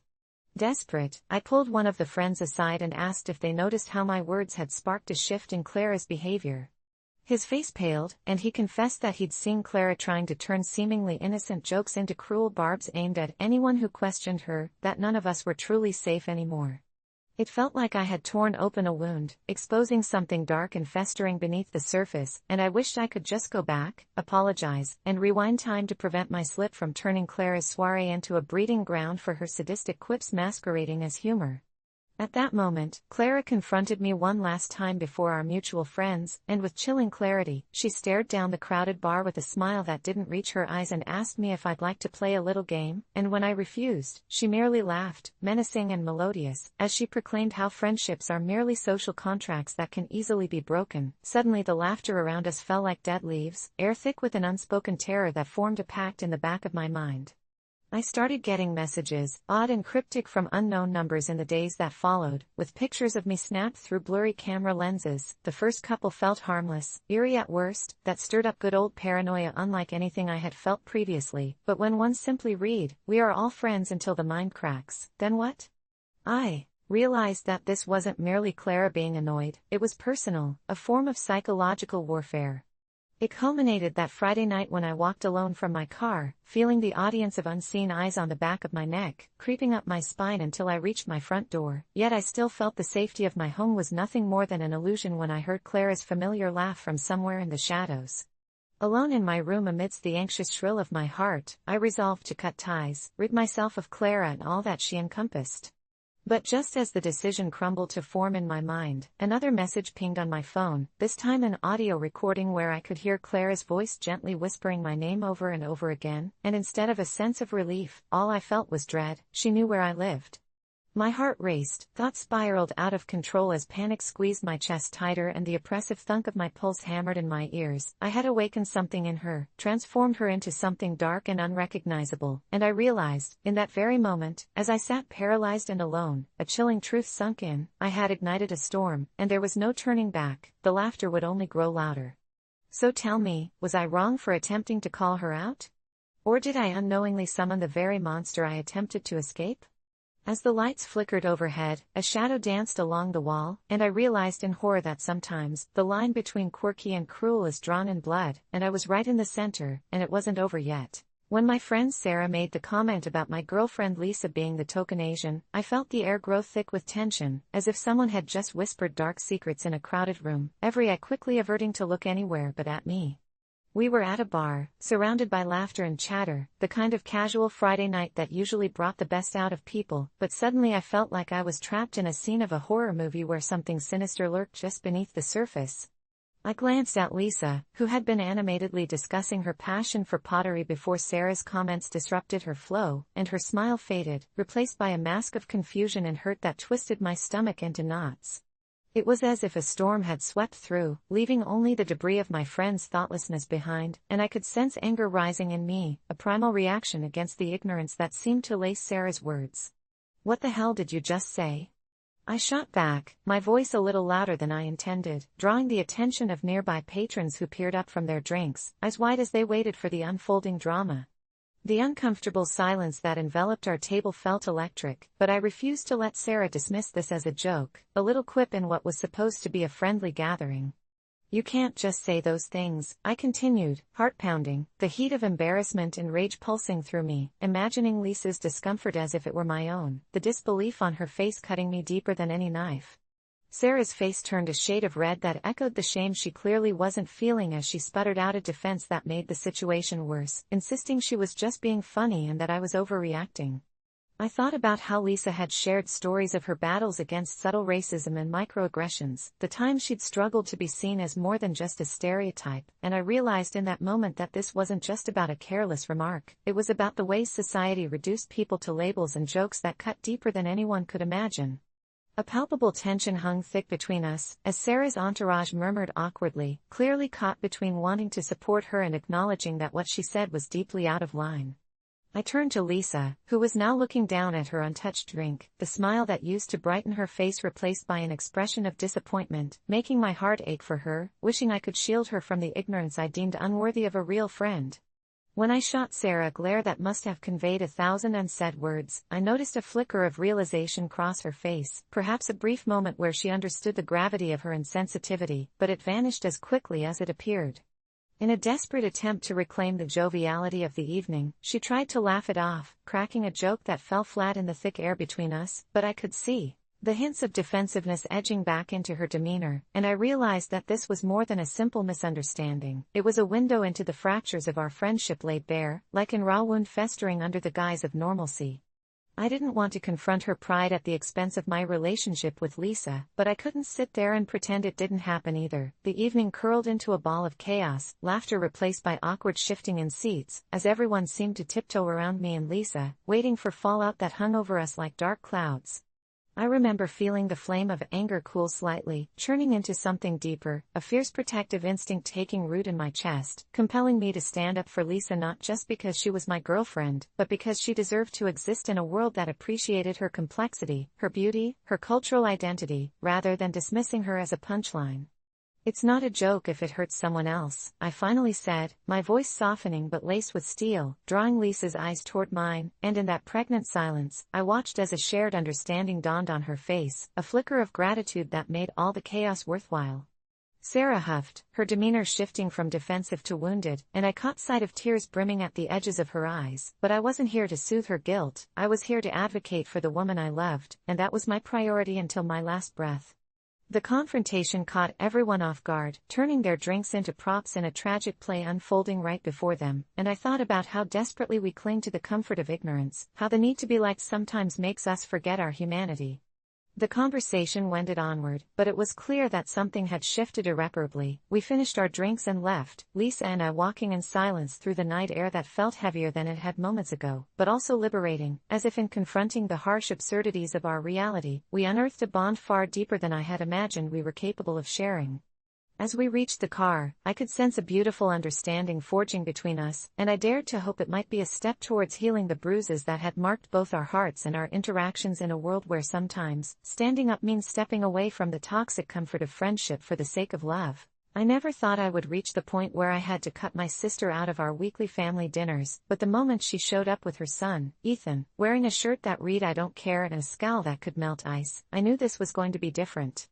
Each week it had turned into a circus act, with Ethan running wild, climbing on furniture, and hollering about how everyone else was boring, while my sister, Lisa, just sat there scrolling through her phone, occasionally muttering half-hearted attempts to curb his antics. My parents would smile awkwardly, trying to ignore the chaos while I gritted my teeth, feeling every tentative attempt to make a meal or share a moment together slipping away like grains of sand. On one particularly disastrous evening, Ethan managed to grab a handful of mashed potatoes and fling them across the table, where they landed squarely in my dad's lap. Instead of mortification or an apology, Lisa just laughed it off, throwing her head back like this mess was some kind of comedy show. I snapped. "He needs boundaries, Lisa. You can't just let him act however he likes." Her laughter immediately turned into a glare as she shot back, "Really? Is that how you treat your kids? With such high expectations?" The accusation struck deep. I could feel my heart rate quicken, each beat echoing my growing frustration. So, after that night, or should I say debacle, I made a decision. I would stop inviting her until she could either parent her son or keep her opinions about how I raise my kids to herself. At first, it felt empowering, a way to reclaim my sanity, but then she began to retaliate, posting veiled messages on social media about the burden of judgment and family forgiveness. I felt a twinge of guilt each time I saw those whispers online, but my resolve was firm, like a wall against the tidal wave of her emotional blackmail. Weeks turned into months, and I convinced myself that I was the adult in the room, enforcing a boundary that had desperately needed reinforcing. But the longer I kept her at bay, the more I could feel something dark unraveling, like an uninvited guest finally revealing their true nature. I would wake up panicking some nights after dreaming of Ethan, screaming in a distorted version of my face, his laughter turning hollow as if he was mocking me for trying to carve out my sanctity. Then, one day, a message popped up on my phone. It was Lisa, a simple plea, "Can we talk? I miss you." I was caught off guard, my heart cautiously optimistic. Maybe she understood. Maybe this time would be different. I agreed to meet her at a coffee shop, the space buzzing with life, but the air between us felt suffocatingly thick. As she fidgeted with her cup, I braced myself, ready to hear her new understanding of parenthood or, at the very least, some acknowledgement of our strained relationship. Instead, she exploded, "You think you're better than me because you get to dictate who I can bring around? Ethan is my son, and he'll be how he wants to be, just like I will." I was taken aback by her intensity, like staring into a storm brewing on the horizon. My mind raced, thoughts tangled up as I fought the urge to defend myself. "I'm not better, Lisa. I'm just trying to make sure our family dinners don't feel like a war zone. I need you to step up." Instead of a resolution, we only escalated, voices raised until people were glancing over, expressions of concern flickering across their faces. In that moment, it was like the earth beneath me split open, revealing something dark and twisted, years of resentment, envy, and a complete misunderstanding of what family meant. The coffee shop felt stifling, too warm, too bright, and when she abruptly stood, throwing her half-empty cup on the table and storming out, I felt like I had broken something precious and irreversible. Days turned into weeks, and the silence hung heavily in the air, permeating my every thought until even my kids began to notice my despondence. One night, while tucking my son into bed, I overheard them whispering about how Aunt Lisa didn't love us anymore. Their innocent whispers pricked me, forcing me to face the nature of my estrangement. It was a pattern, a wound we were both festering that seemed impossible to stitch back together. The turning point came in the form of a phone call. It was my mother on the other end, sounding distraught. "It's Lisa. She's not doing well," she breathed heavily. I felt my stomach churn, a deep pit forming as I heard the cracks of her voice. It turned out Ethan had been caught stealing from a store, and in a fit of despair, he had lashed out at his mom, claiming that she never cared. The lines continued to blur, the good, the bad, my choices, her choices, and the children caught in the crossfire. Later that same day, I stood outside their apartment, the familiar knocking on the door filled with a weight I wasn't sure I could lift. When Lisa finally opened up, her eyes were red, and her cheeks streaked with tears. I expected anger or confusion, perhaps even a breath of pride in her parenting. Instead, she crumpled at the sight of me, relentless anguish welling up in her gaze as she fell into my arms. "I'm failing, and I don't know how to fix this." Those words hung heavy in the air, laced in heartbreak and desperation. In that moment, I realized that we weren't just fighting over dinner invitations, we were wrestling with our fears and insecurities as parents. And as I held her, my heart began to soften. We began a long conversation that felt like a true reckoning. Those dinners we had both associated with chaos transformed into a healing ground, a space for vulnerability and support rather than the judgment we had projected onto one another. It took time, but soon enough, laughter replaced the tension, and while Ethan's antics didn't disappear entirely, resilience threaded its way back into our family fabric. I learned that sometimes, letting go of boundaries doesn't mean accepting chaos but inviting each other to grow and learn within that chaos, and maybe, just maybe, love would find its way back to our table one meal at a time.